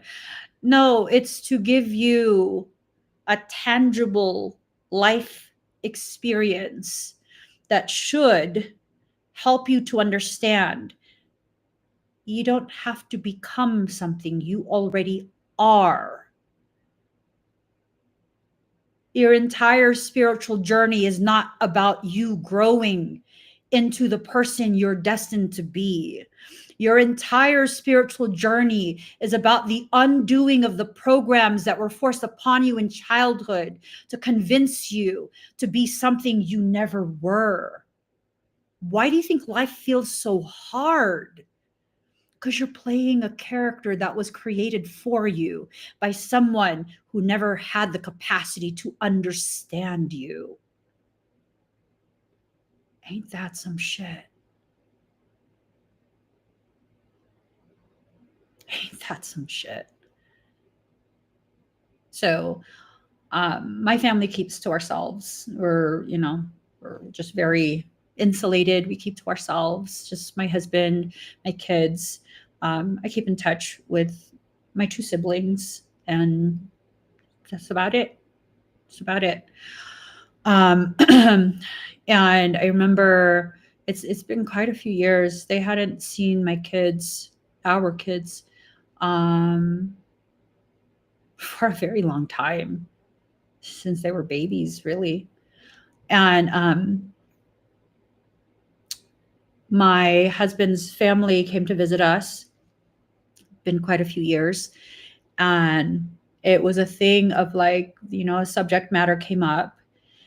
They have no idea what I do for work, and that's just, no one really knows what I do for work.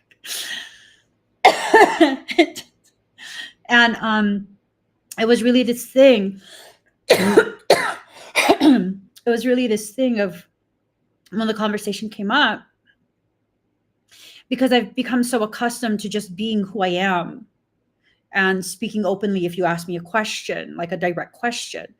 I spoke openly about the potential side effects, detrimental side effects of using the, I forget what the heck it's called, the shocker, clear, put it on your chest when you're having cardiac event.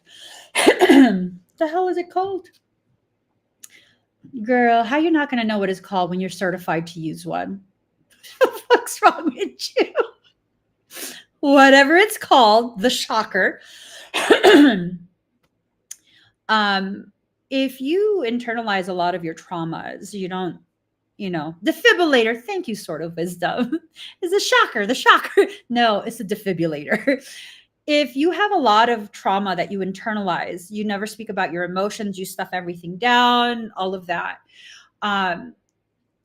Be very careful about using a defibrillator.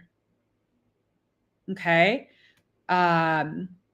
What ends up happening, it sends like basically an EMP pulse through the body, and it forces the body to reset for a second.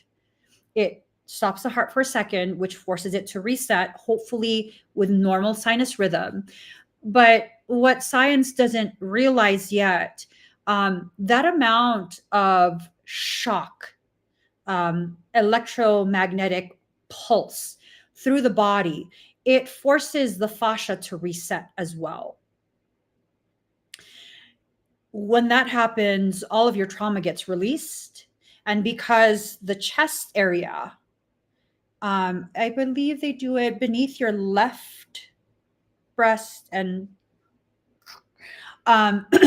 it concentrates, all of that trauma concentrates into the point of origin from the shock. So wherever you've stored your traumas, it will then accumulate in the chest, and the pericardium is basically fascia, and it encapsulates the heart, and that becomes hardened because now it's overwhelmed. It's filled with trauma. Your trauma is electromagnetic standing scalar waves. And the more that comes up, it compresses. And then people who have the most traumas, they then enter to cardiogenic shock. Cardiogenic shock is when the heart function reduces and reduces and reduces to the point of cardiac failure. So within several hours, your heart function will continue to decrease and decrease and decrease until you experience a catastrophic cardiac event. You will die of a heart attack. And that's what I explained to my husband's relatives. To me, it's kind of just like, yeah, well, these are the processes: fascia, electromagnetic fields, standing scalar waves, trauma-induced accretion, forced, accelerated, all of this, all of that. And that's kind of the end result. And I remember, his aunt looked at me and she's like, we never knew you were like this. And I was like, what? My husband and I have been together for 26 years. Not once have I ever shared any of my knowledge with his side of the family. They've always known I was different. They thought I was a psychic. I think they also thought that I was a tarot card reader. They knew that I was just like a real odd little bunny. But they didn't know that I'm highly medically inclined, that I'm a medical intuitive, and that I understand the architecture of standing scalar waves and how to reprogram those standing scalar waves in order to affect change in the morphogenetic template, change that eventually will manifest in physiological condition, symptom presentation, cessation. Did I make sense when I said that? It will halt the symptoms if you correct the abnormalities within the standing scalar wave presentation. It will halt the symptoms you're experiencing. So the work that I did on my brother, he was brokenhearted.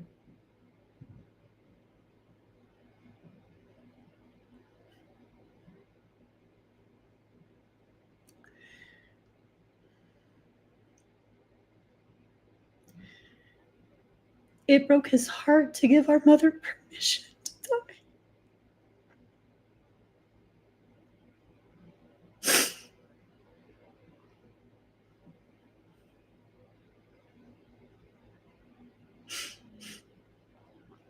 Her blood levels were off. She needed dialysis. But because she was in cardiogenic shock, it would hasten her death. So they didn't give her dialysis. And she was gasping for air.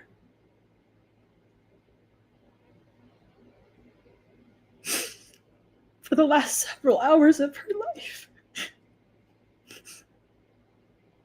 She was gasping for air. And I called my brother. I said, you have to go back, because I knew she was dying. I told him he had to go back for our other sibling who was there with her.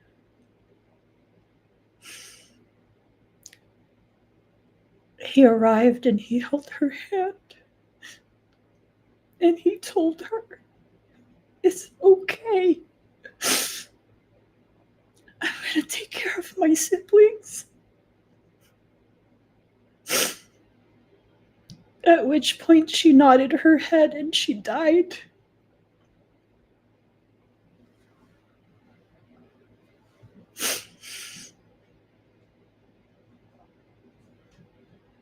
It broke his heart.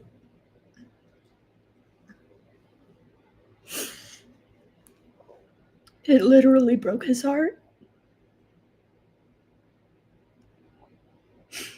And if you guys think that I'm just talking woo-woo, it's an actual condition. His was worst case scenario. It's called Takotsubo cardiomyopathy. Broken heart syndrome. Most people will recover after a couple weeks of intense medical intervention. They'll be placed on medication, they'll have to change their lifestyle, and they'll recover. He's a manifester.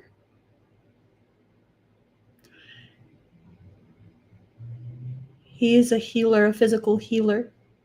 He can heal the physical body at the same level that I heal from the energetic perspective. Broke his heart.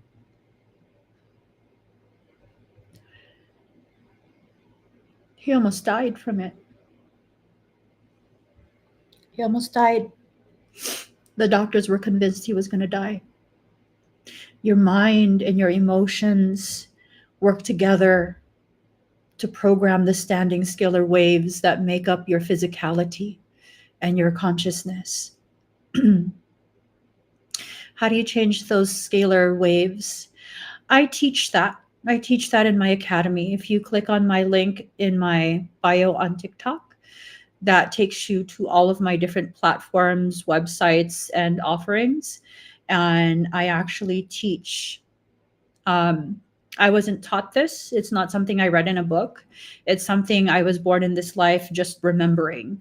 It's called aura spectra bioregenesis. I teach the applied biospiritual theories of it. And the system is called Kokoro 33. I teach my students how to access the core codes and use that access to restore the template back to its original design. When you're able to do that, usually the symptoms will subside, so long as the person is willing to allow that change. They have to shift their mindset, their emotions, the way they process life, because those components are what cause the standing scalar waves to be in a glitched or disrupted pattern. It's that pattern disruption that causes physiological symptomatic presentation, or sometimes psychological symptomatic presentation. A lot of the psychological conditions that are diagnosed as diseased states, what I've been able to do with my clients is help them mitigate, and then they no longer need their medications. They no longer need this or that. You can do this through bilocation. You don't ever have to meet the person. You don't have to be in the same room as them. I teach my students how to work on people via bilocation. That's when you fragment a small portion of your consciousness and project it into the time and space that the person is occupying. Like for me, my skills are developed to the degree where I don't have to know your name. I don't have to see your picture. I just need to know you exist, and I can access your field and work on you in that way. But I don't like to violate people's, privacy. So I ask for permission. Surrender. You have to surrender to your process. And your process, really, the goal for 2025 is for you to correct this upside down view of your self-worth. You are worth so much more than you could ever imagine. So much more than you could ever imagine. The gifts that I've shown people that I possess, I would say I've publicly shown, I don't know, like 5% of my true capacity. Just 5%. That's not a large percentage. Most of my gifts, I don't see why it would be necessary to share that publicly. Like, for what? Why? Like, to show off? I'm not interested. And even with that, the ways in which I've been able to help people, which to me is like, I mean, common sense. If someone needs help, you help. Common fucking sense, right? To me, it's normal. But to other people, it's like when people have witnessed it, they're like, holy shit, what just happened? Something that pops in my head. There was someone who was very new. She found me while I was live streaming, and I happened to choose her for a free scan. I do biospiritual scans.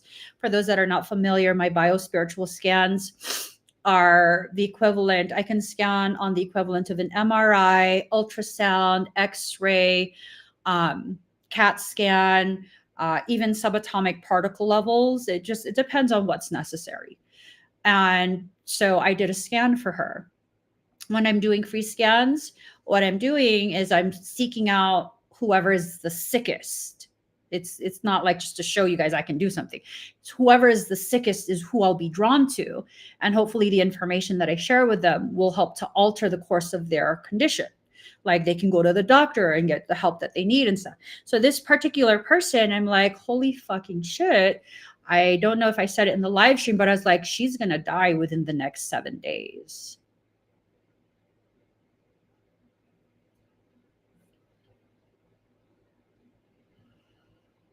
And as I'm chatting with her a little bit more, turns out she has children.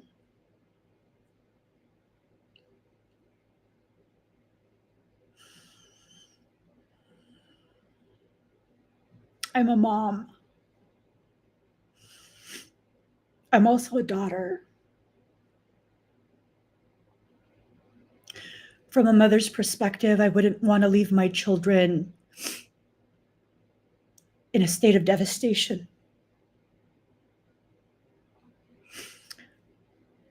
From a daughter's perspective, if anyone could have helped my mom, I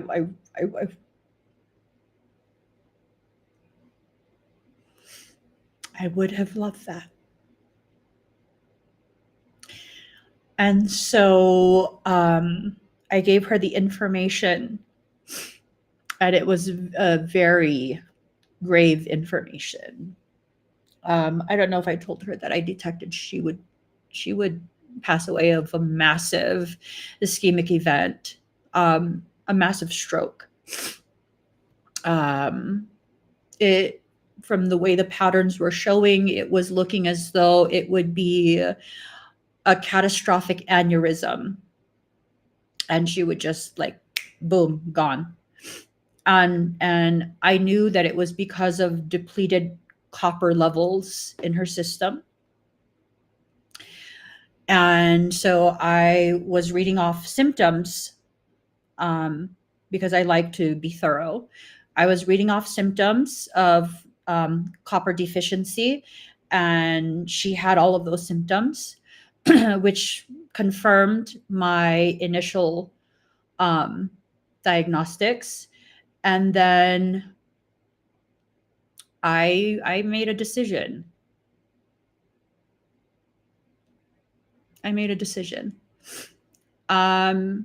I intuitively knew there were microparticles of copper in the air. Just there are. And then, of course, I searched up the information, and yes, there are.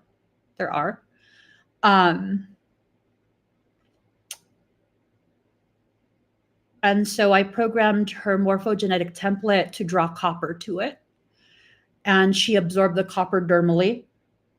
And I asked her about certain symptoms, which would give me evidence, serve as evidence for me to confirm that the copper was being absorbed by her system, which it was.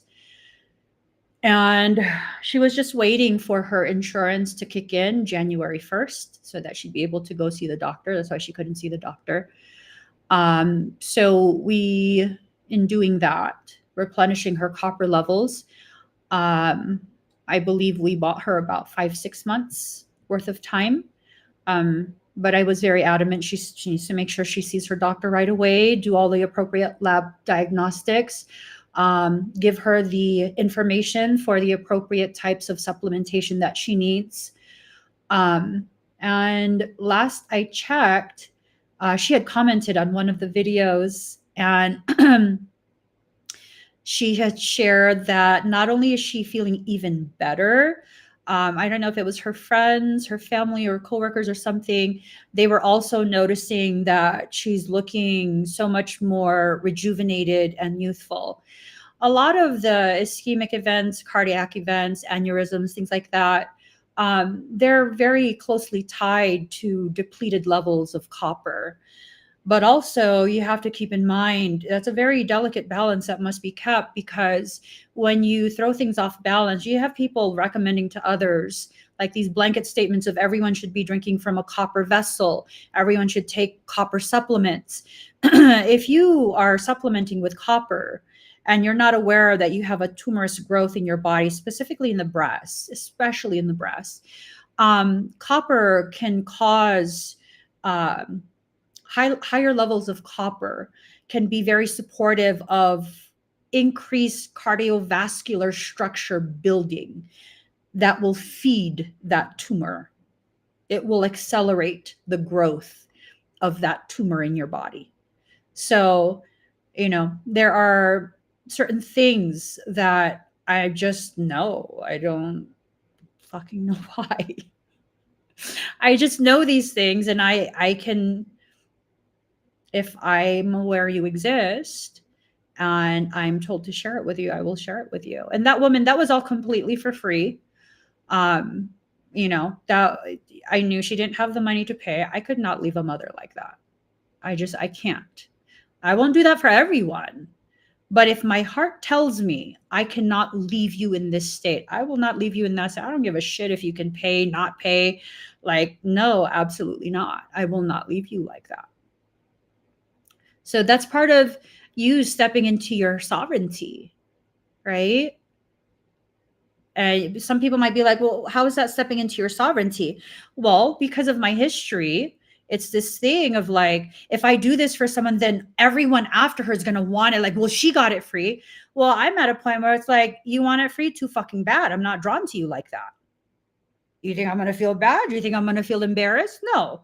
You want something I'm not willing to give you, pay for it, or leave me the fuck alone. It's that simple. Like I said before, I will always be a giver, but I will no longer be a martyr. I will no longer be a martyr. I will not be apologetic about my boundaries and my awareness of what is healthy for me and what is not. So in 2025, this is where you need to get to. This point where you're not allowing your traumas and the ways people have maltreated you in the past to be your reasoning to not exist as the gift that you are. You're not a gift for everyone. You're not. I'm not. There are people that I don't know exist that hate me. Why? Because someone said they should. Okay. Amy, how can you be okay with that? Because I know what a fucking gift I am to the people who are open to having me part of their journey in some way. I would not be surprised if one of those people who listen to a hateful person spewing non-factual, hateful things about me would need me at some point. But they will never get that help from me. Why? Because they've convinced themselves I'm evil. That's fine. That's not my journey to correct. Is it their punishment? No, it's a decision. That's it. It's a decision. Not everyone that wants something from you should get something from you. If you want your life to change in 2025, you have to allow it to change, meaning no more of the same patterns, no more of the same passive permission you give to the same people who continue to use you, maltreat you, take advantage of your kindness and your compassion. When you allow someone to do that, they're not taking advantage. They're accepting the invitation. You have to take accountability for your decisions. I don't have to be angry about how things happened in the past and how people took advantage of me and maltreated me. I don't even see it like that. I see it as my soul knew that they would be those type of shitty people, because that's a shitty person. Shitty people do that.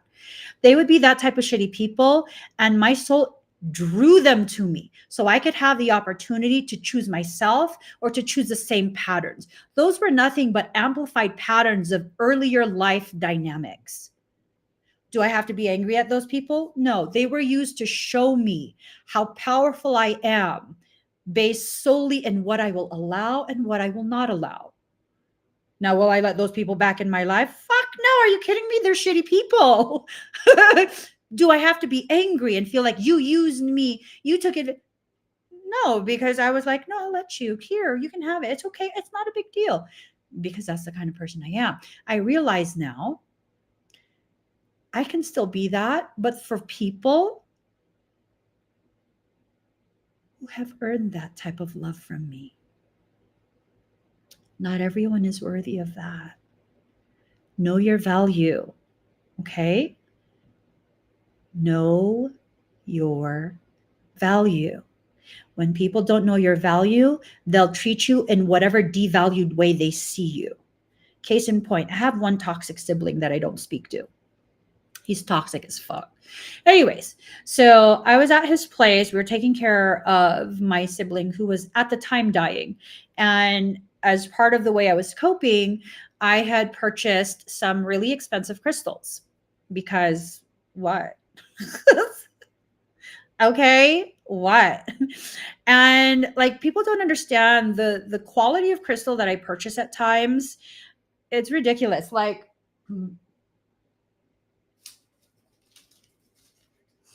this is grade A smoky citrine.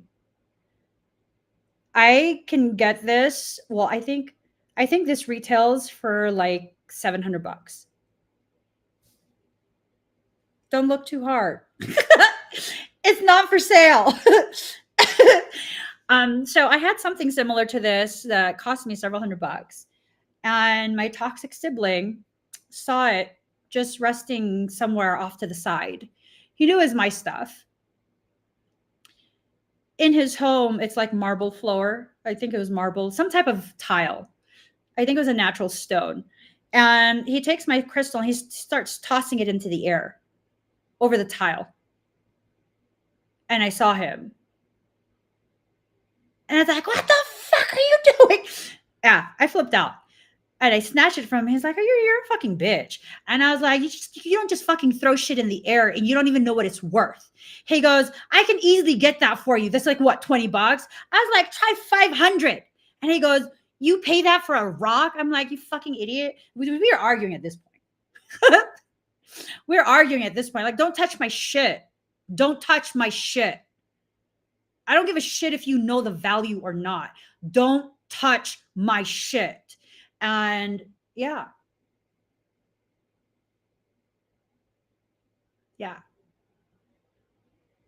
It's one of those things where it's like, if someone doesn't know your value, it doesn't take the value away. It doesn't. Thank you, Lindsay. Lindsay says we do have crystals available. The crystals available on my website. You can click on that QR code or the link in the comment. Those are all from my personal collection, and they're extremely high grade crystals, like extremely high grade. But yeah, you know, there are people that are going to be very jealous of your value that you don't see. They're not your concern unless you allow them to be your concern. Unless you allow them to continue to be able to have access to you, to have the ability to negatively impact your progress, they're not your concern. They're just not. People talking shit about me, I don't care. Whatever. People talking nice about me, thank you, but I don't know. That's your opinion. I don't know. I'm me. That's all I can be is me. I don't know. You can have a positive, you can have a negative opinion. I feel it's valid. Whatever your opinion, that's your opinion. It's valid. You feel however you feel. Might not have anything to do with me, might have everything to do with me. Whatever. It's how you feel, right? That will never take away from my value, though. As long as I know my worth, that will never take away from my value. Same thing applies to you. So you have a choice to make. Are you going to stay in the same old chapter? Or are you going to start a new one? There's a choice that you need to make. And whatever it is that you choose to do, it's on you. It's on you. 2025 is giving us the opportunity for all sorts of things. Holy shit. It's going to be a lot of fucking drama. So much drama. I don't know, y'all. You just be spraying all kind of shit and everyone's getting all sick. You're not sick. That's an inflammation. Okay. I'll stop because then YouTube's going to flag the video. Okay. So the environment we're living in is going to get very, very cold. It could either be literally. I don't think it's literal. I think it's going to be a cold winter, but I think this has more to do with the emotional and mental state. I think people are going to get very, very cold with each other. So be ready for that. Okay. Be ready for that. Because I think a lot of the people who have the power to change the world, they're sick and tired of the bullshit. I do have moissanite. I have raw moissanite.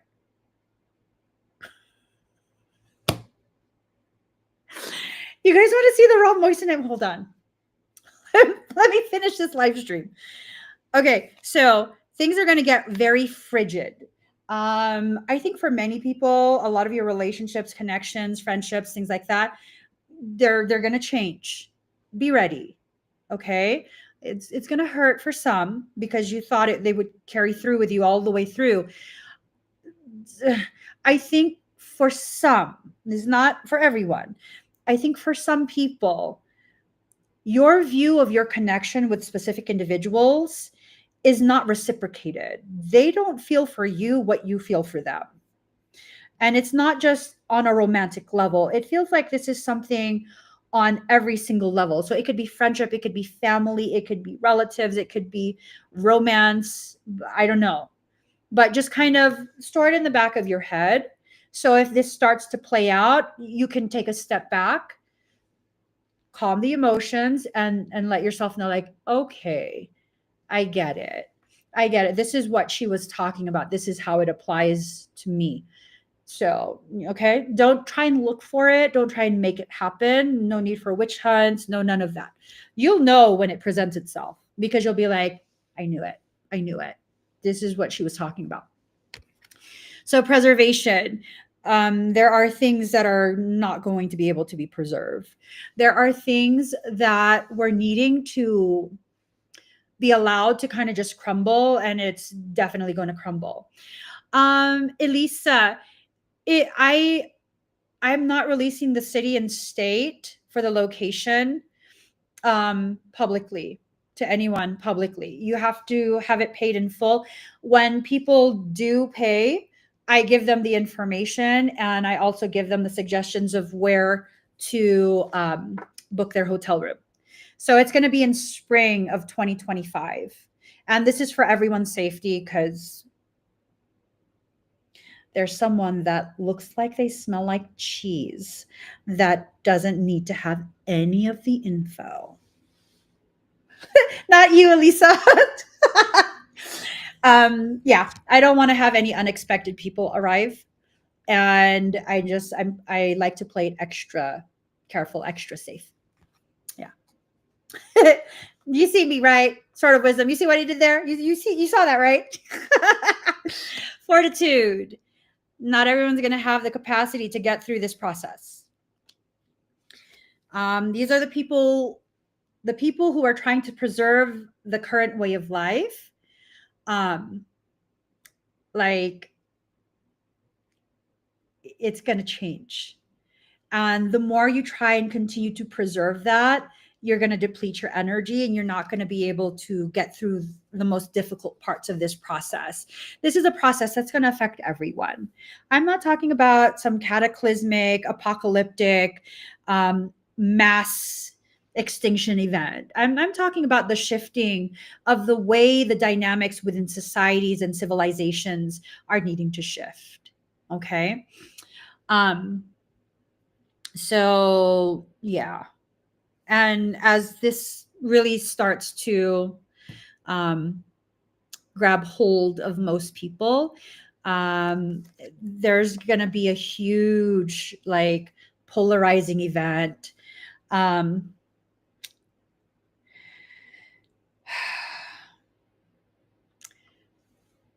This is the end stage of a game that's been being played for several generations already.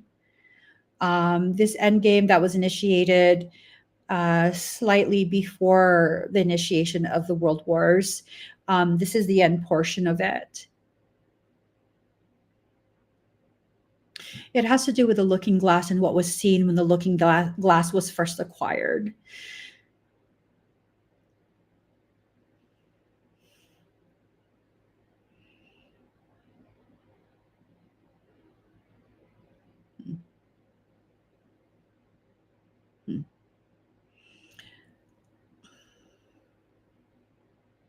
Corrections will occur. That's all we need to kind of just, keep our focus on. Corrections will occur, and they will occur as necessary. A lot of the things that you're seeing on social media, here's the reality, okay?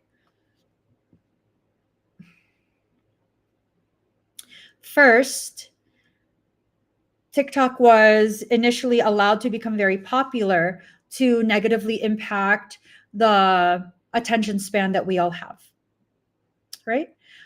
Shorter attention span means we can't connect the dots.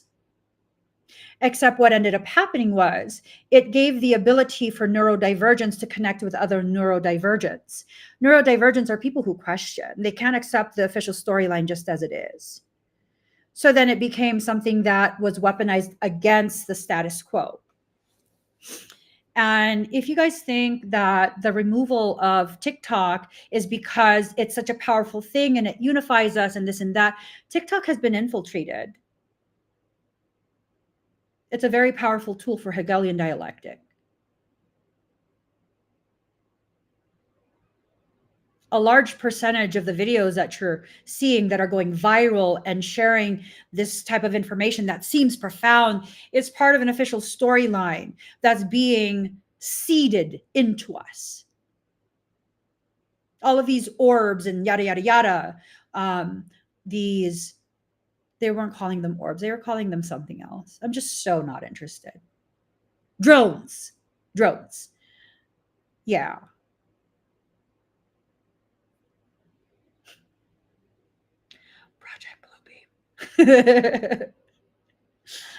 Project Bluebeam. They've been working with plasma for a very long time. They have. The things that are not fully out there, like people have heard of the Looking Glass, Project Looking Glass. I have a lot of information on Project Looking Glass. They can't quite run it right because they don't have the appropriate morphogenetic patterning. They don't. They've been trying for so many generations since the reason they fought with, I shouldn't talk about that. Okay. The fight was over artifacts. It wasn't about protecting any peoples. It was about acquiring artifacts. Specific military presence in the Middle East is about acquiring other artifacts.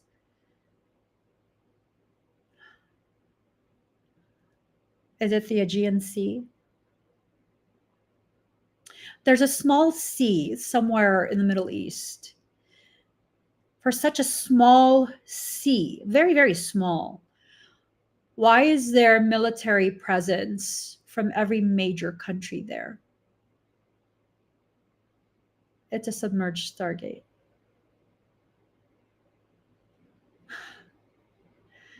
They want the artifacts. They can't get it to work. They need someone with specific standing scalar wave patterning. That specific type of patterning is incorruptible. Those type of people would literally rather die. And you cannot clone them. So they can't get these things to work. The looking glass is a fallen halo tech. Information was going to be released no matter what. It's the halo of a fallen angelic. They can't get it to spin in the appropriate axiotonal position and rate because they can't reach the frequencies that are necessary.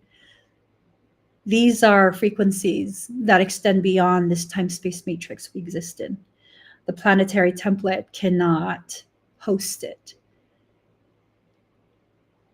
All of the things that are happening right now, correct, Lindsay, war is never about protecting people. It's about acquiring and expanding empire. And that's what it's about. So all of the things, all of this is spoken about in my book that I'm writing. For those of you who are unfamiliar with me, I have quite a bit of my memories intact from previous life existences, both on planet and off.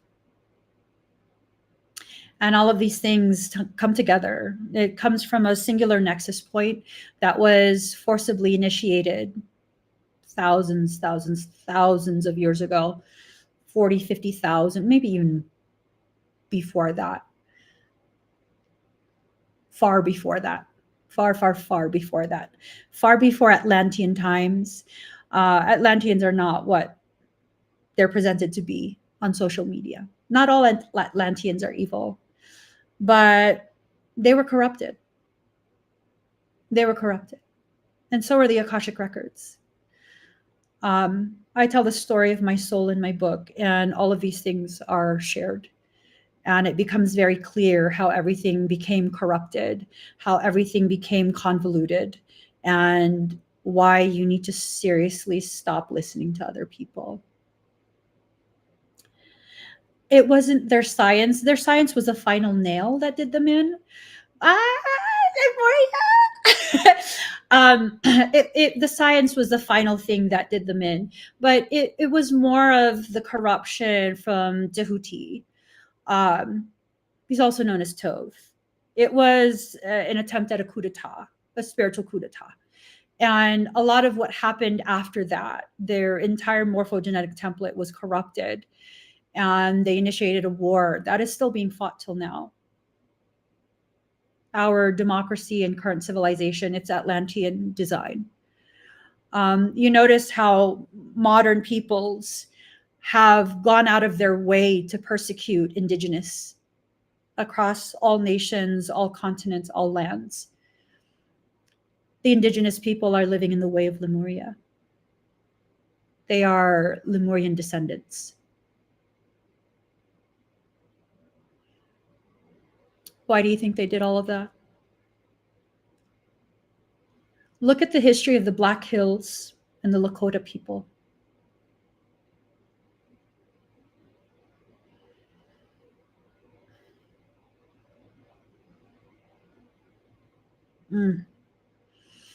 Beneath the Black Hills, is a Lemurian outpost.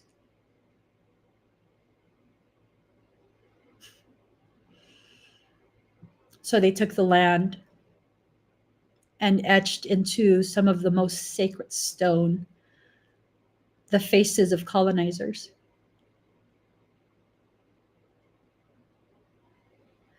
Men who facilitated the murder of their people.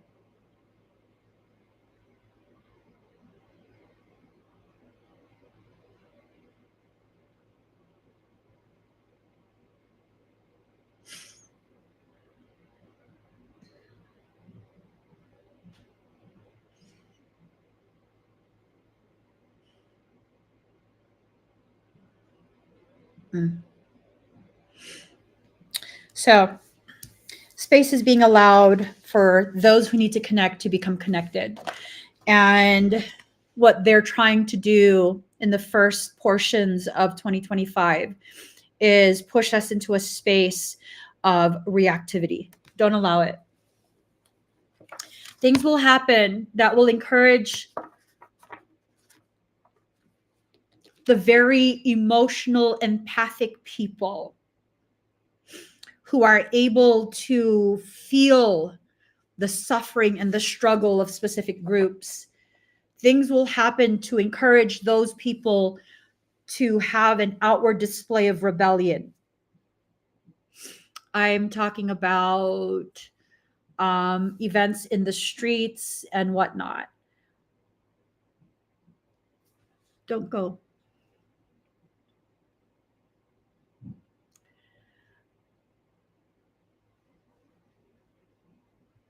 Don't go to those things. I don't like to tell people what to do. Those people can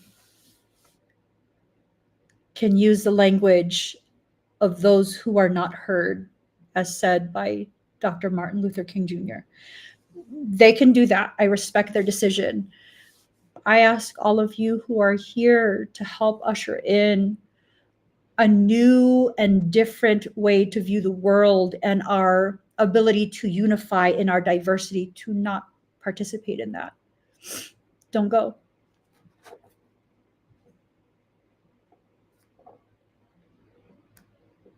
Don't go to it. Not these. Not these. The most powerful thing you can do is to stay within your space quietly and observe where you are within your journey. Why are you being triggered? How does this apply to society? And how can you do your part to begin pivoting society away from that way of existence? Right? Far too long, we've allowed them to convince us that we are all separate and all different. We're not. We're not. They've infiltrated every single group, every single type of community. It's been infiltrated. Spiritual people think they're elite compared to religious people. We have people who think that if they meditate this way or do this type of energy work, they're superior to that group, and they're right, they're wrong. They're, it's just.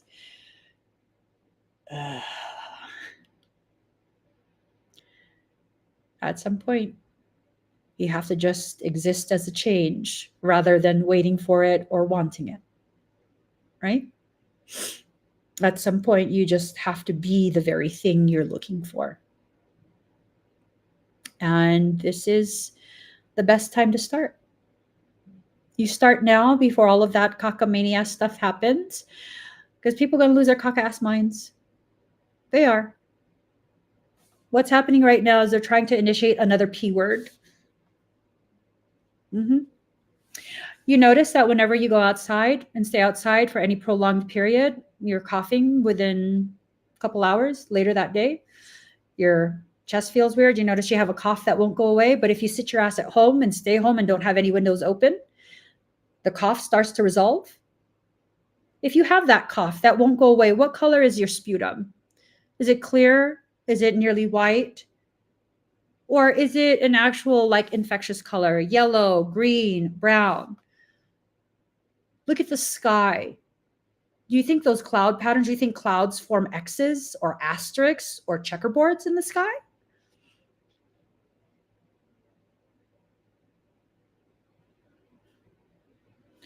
Months ago, I hope one of you remember this. I was on a live stream on TikTok and I just went off on a tangent about aerosolized bioweaponry. Do any of you remember that? And then I was like on a whole ass tangent about prions. I was on a tangent about hypochlorous acid. I was on a tangent about all kind of different things. And like, I was live, but all you see is like me typing, staring at the screen like, oh shit. You guys remember that?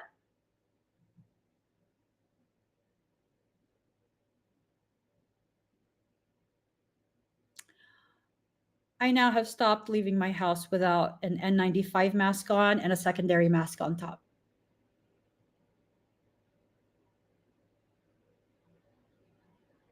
So if you guys are having, I'm going to put an image on the screen. Give me 1 second.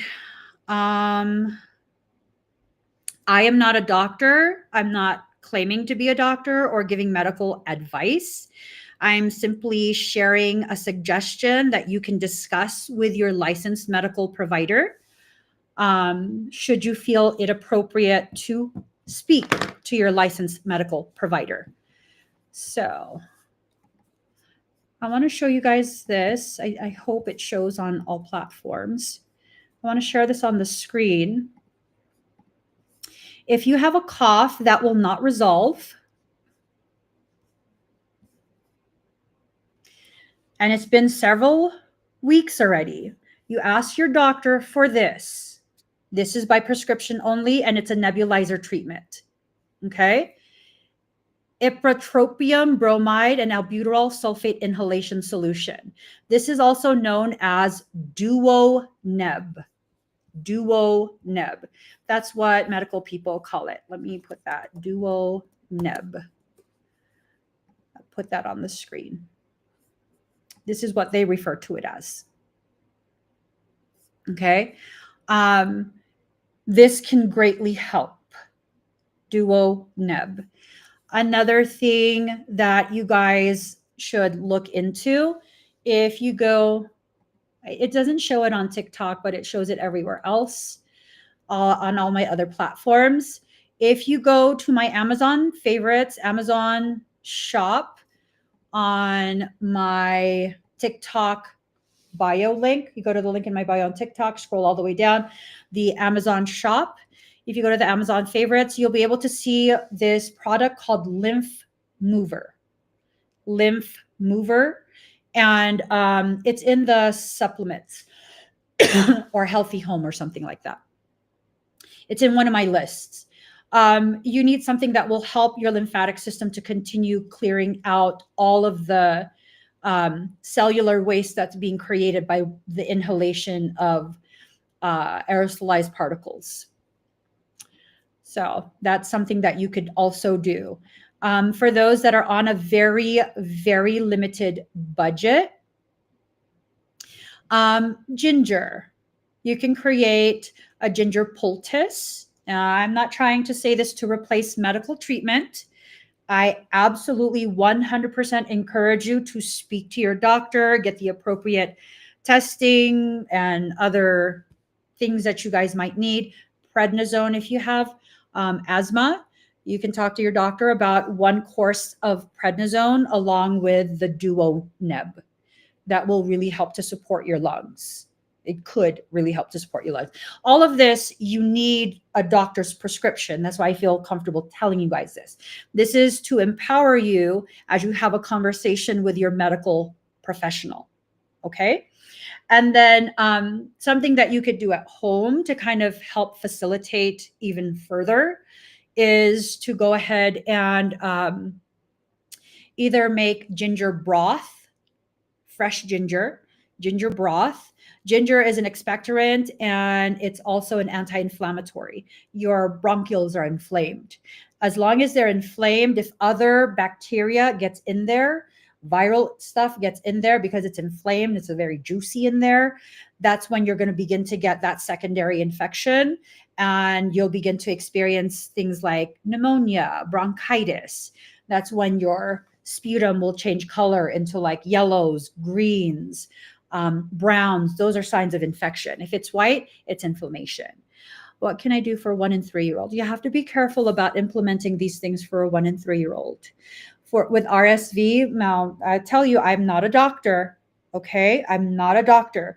I'm simply sharing what I did with my children when they were toddlers and officially diagnosed with RSV.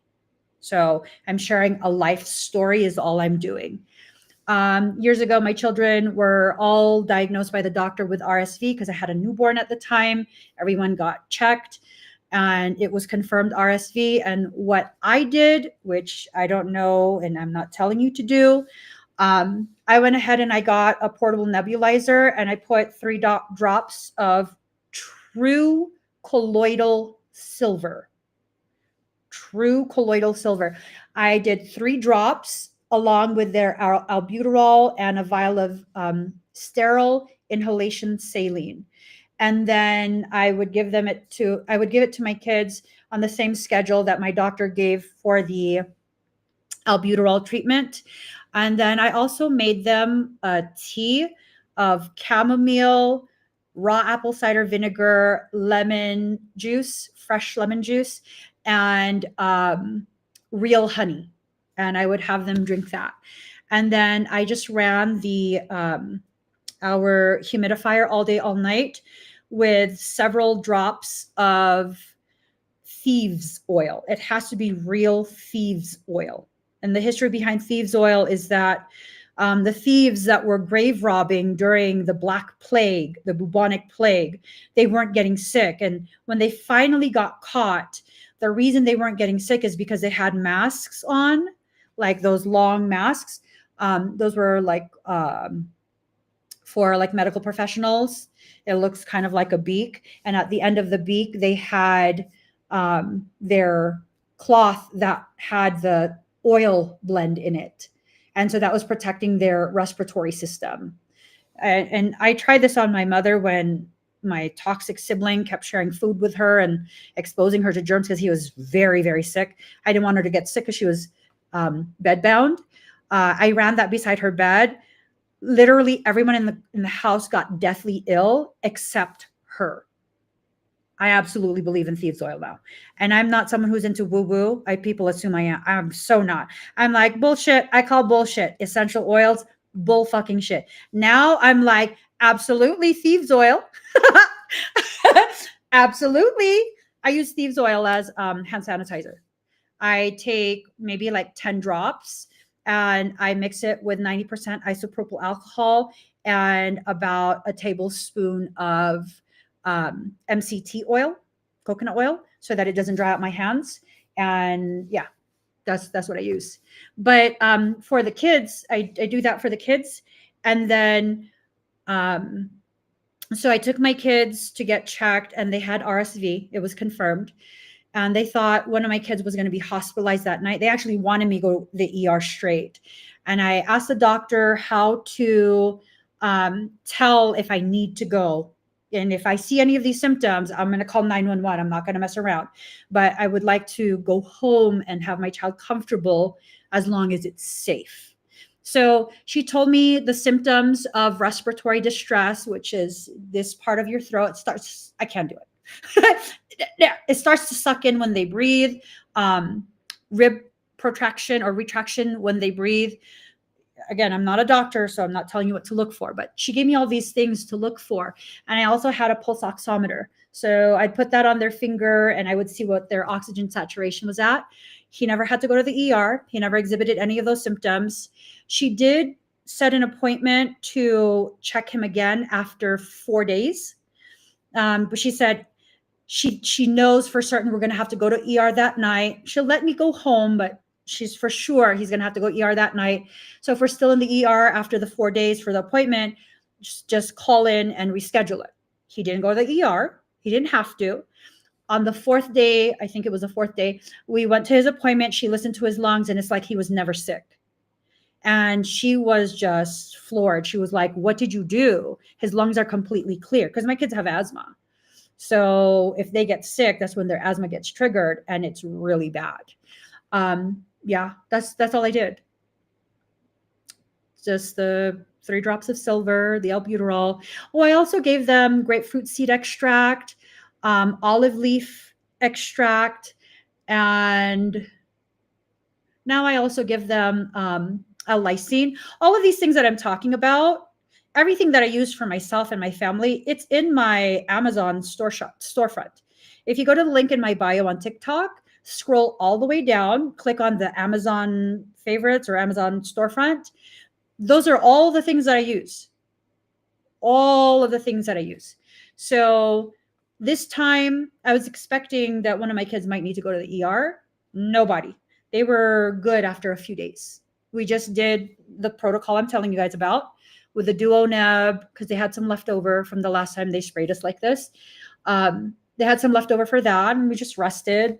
We have large humidifiers, cool air humidifiers, and I mix in some hypochlorous acid, and yeah, all of these, it's in my Amazon. All of these things, all the supplements I take, all the supplements I give my kids, everything, all of it. So, go check it out. And if these are things that resonate with you, you feel like it could benefit you, do your reading, of course. Don't just start taking things. It's all there. I'm very particular with what I take, and my family is very, very sensitive. So we can't just take any old thing. We have to take like the best quality of the best quality, and it has to be a reasonable price as well. And that's what those items are. They're not sponsored or anything like that. They're literally everything that I take. There's nothing on any of those lists that I don't use and still use to this day. Even the snacks, those are the only types of snacks that we can have. So all of those things, I highly recommend. All right, guys, I'm going to get going. I've been on far longer than what I was expecting. I was expecting to be live for an hour and a half, just because it's not 2.5 hours. I got to go. I'll be live tomorrow. Now that I can live stream on all platforms like this, I love that. Let me fix something. I'm going to be doing aura paintings tomorrow. Let me get it on the Hoobie. The Hoobie link will have it. For those of you who had purchased an aura painting before I got like deathly ill and my body tried to prematurely die, the link, you guys will be the first. I'm doing aura painting. So if you've ever been curious as to how your aura presents, you can have an aura painting done. I'm going to be doing it live. I've done this before, and it's a pretty fun event. And then let me just make sure that I have it up on my website. So wait, I think I have it. Here, live aura paintings.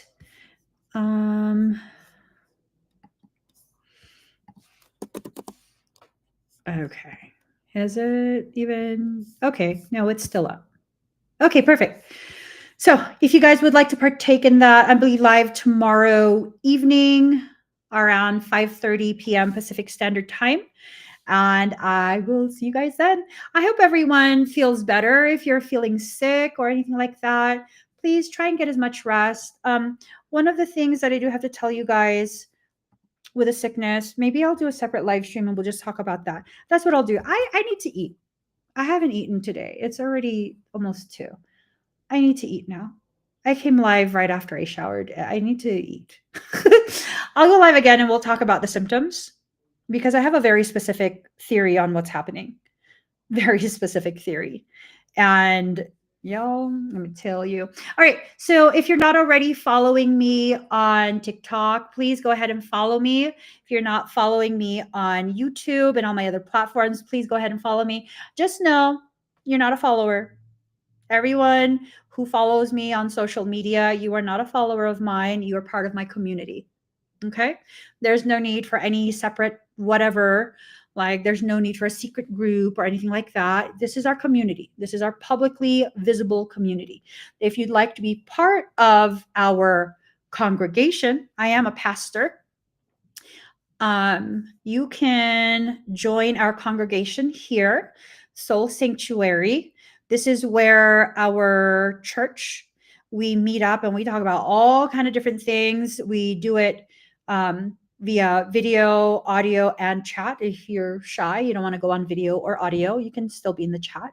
And those are recorded. So if you can't make it, you can still see the recording. And last thing, is there anything else I need to? Oh, the quantum potential event. That's going to be this spring. The actual date and location is not publicly shared, but it will be this spring. You guys still have plenty of time to get airplane tickets and lodging. It's a 2-day in-person event. I'm going to be talking about whole being wellness. I'm going to be talking about soul-based business. And we're going to have quite a few different activations and just amazing things happening during this event. It's going to be phenomenal. I do anticipate this to sell out well in advance of the actual event. So if you're interested, make sure you reserve your ticket as soon as you possibly can. Okay. I unfortunately, Elisa, I can't share the time zone. I have someone that's actively been threatening to murder me. So, you know, I do travel with protection. I do. I'm protected in everything I do. I just want to make sure there's no unnecessary anything. So I'm not releasing the dates or the location, any indication of any location. It's going to be within the United States, the continental US. That I will share.